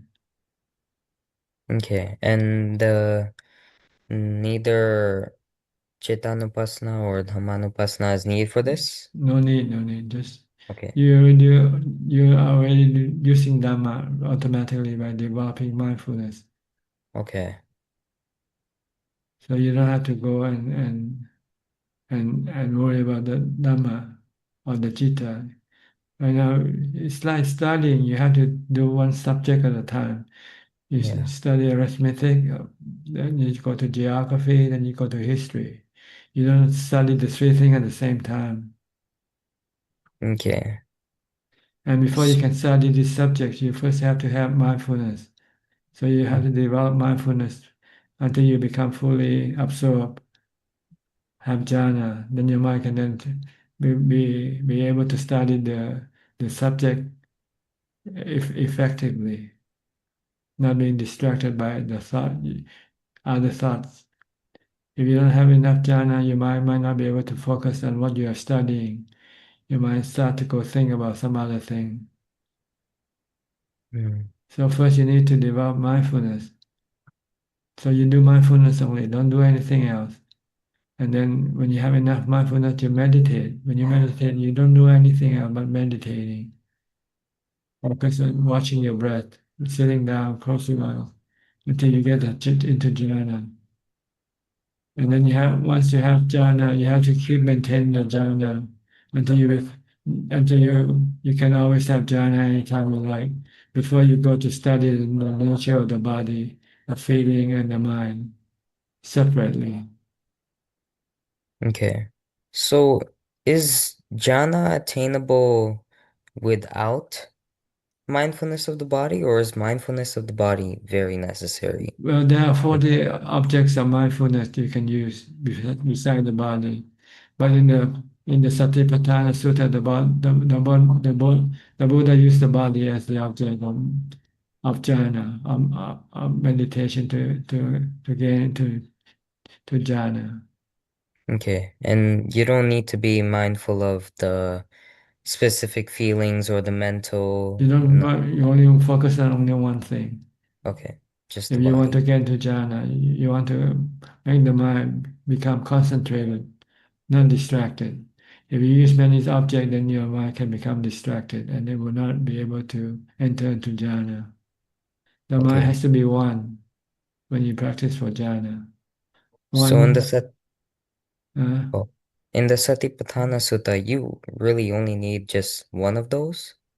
when you meditate for jhana, you use the mindfulness of breathing. But if you don't use the mindfulness of breathing, you can use the mantra instead, because the Thai tradition teaches they experience jhana from using the mantra, so they teach using the mantra also. Okay. But you have to decide which one you want to use, mantra or breath, when you meditate. Don't switch around back and forth. If you want to use mantra, stick with the mantra. If you want to use the breath, stick with the breath. Okay. You can't do both of them at the same time? I used to do that once. As As a starting point, you might be able to, you might need it because your mind might not be strong enough. Your mindfulness might not be strong enough to focus only on one. But eventually you want to use only one. Okay. Okay, understand? Yes. Thank you. At the start, why don't you try just use one from the start? If you want to use mantra, just use mantra. If you want to use the breath, just use the breath. Unless you find it difficult, your mindfulness not strong enough yet, then you might want to use both. That's okay also. Okay. Or you can recite the sutta yourself. You can use the reciting of the sutta as a form of meditation object also. Oh, really? Yeah, at the Like, start, if your mind is still very agitated and restless and you cannot focus on your breath, then you recite the Satipatthana Sutta, the okay. foundation And of in the language that you study in English. even in daily life? If you're moving around, it's hard to recite, right? You have to be standing, sitting, like you just mentioned earlier. If you're just Okay. sitting or standing or doing nothing, then you can recite. But if you're doing something, then you have to use whatever you do as the object of your concentration. Because if Okay. you're not, then you might be doing something wrong. If you're not watching what you do and you keep reciting and doing something at the same time, you might not doing the thing properly, right? So if you're doing something, then you have to use that as your object of concentration, your object of attention. But if you're just sitting down, standing, and doing nothing, then you can recite or watch your breath. Or Okay. chant, if you want to do some chanting, you can do also chanting also. Just to Okay. prevent your mind from thinking aimlessly. Okay. That makes sense. All Thank right. you. See how it works for you, okay? Thank you, All Ajahn. right. Okay, we have the last person here, which is Belinda. We're running out of time. Belinda, do you have any question? Ajahn is okay. Happy New Year. I'm learning. Okay. Thank you. All right, I'll go to Pon. Sorry, last week I forgot about you, so I closed the กรา meeting บหลวงพ่อ earlier. ครับ we have 6 questions Okay. from Facebook and YouTube. The first 2 questions are from Lee Tekor. Hi, ท่านอาจารย์ If I use the mantra Bhutto Bhutto to maintain mindfulness, do I need to visualize an image of Buddha in my mind? No, you don't need to. Just recite the mantra. It's good enough. Okay, second question. I do brisk walking for my exercise routine. May I ask, where should I focus my mind on in order to maintain mindfulness as On I your, brisk walk? on your steps. Okay. Question from Saget Tanna. Prajan, I heard that it's important for thumbs to touch during meditation and we should keep our back straight. The posture may get weakened during meditation. Is this okay? Yes, once you start meditating, you can forget about the posture and just focus on your meditation object. Don't worry about the posture. Next question from Jong. ท่านอาจารย์ is it true we need to meditate for a very long hour in order to achieve the stage of Sotapanna to Arahant, or simply by contemplating without meditation posture also can achieve the same result? No, you need to have jhana first before you can use contemplation, because after you contemplating, you'll find that you have to suppress your cause of your suffering, which is your cravings. And without jhana, you will not have the strength to stop it. And after we are very calm with our breathing meditation, what is the next step? What should we focus on? Stay with your calm for as long as possible. Try to keep your mind calm all day long, from the time you get up to the time you go to sleep. Not just during meditation. When you come out of meditation, you should use mindfulness to maintain it. And if you could not maintain it, then you have to go back and meditate again. But the goal is to have the mind to become peaceful and calm all the time before you can develop wisdom. And the last question from Paul Ling Soon. What is the benefit of doing dana and visiting the temple? Can it help our meditation practice? Well, it makes you feel good. It makes you feel less craving for sensual pleasure, for instance. So this will then help you to be able to keep the 8 precepts, because you have to abstain from sensual pleasure when you want to meditate. Without dana, if you spend money on sensual pleasure, then you have more desire for sensual pleasure. So you find it harder for you to keep the 8 precepts and do the meditation practice. But if you use the money that you use for sensual pleasure for charity instead, then you're reducing your craving for sensual pleasures, and also increasing your contentment in your mind. When you give, you feel more content. You feel joy from giving. So it will be easier for you to keep the 8 precepts and practice mindfulness and meditation. Okay? Does that sound okay? I hope so. All right. Thank you for your company. That's all the time we have for today. I hope this meeting is useful and help you advance in your practice. In the meantime, please stay mindful, be safe, and keep on practicing. And if all goes well, I'll see you all at the same time next week. Thank you and goodbye. Thank you, Ajahn. Thank Thank you, Admi. Thank you, Thank you. Fred. Bye. Thank you, Amy. Thank you, everyone. Thank you very much. Bye. Thank you very much. Bye.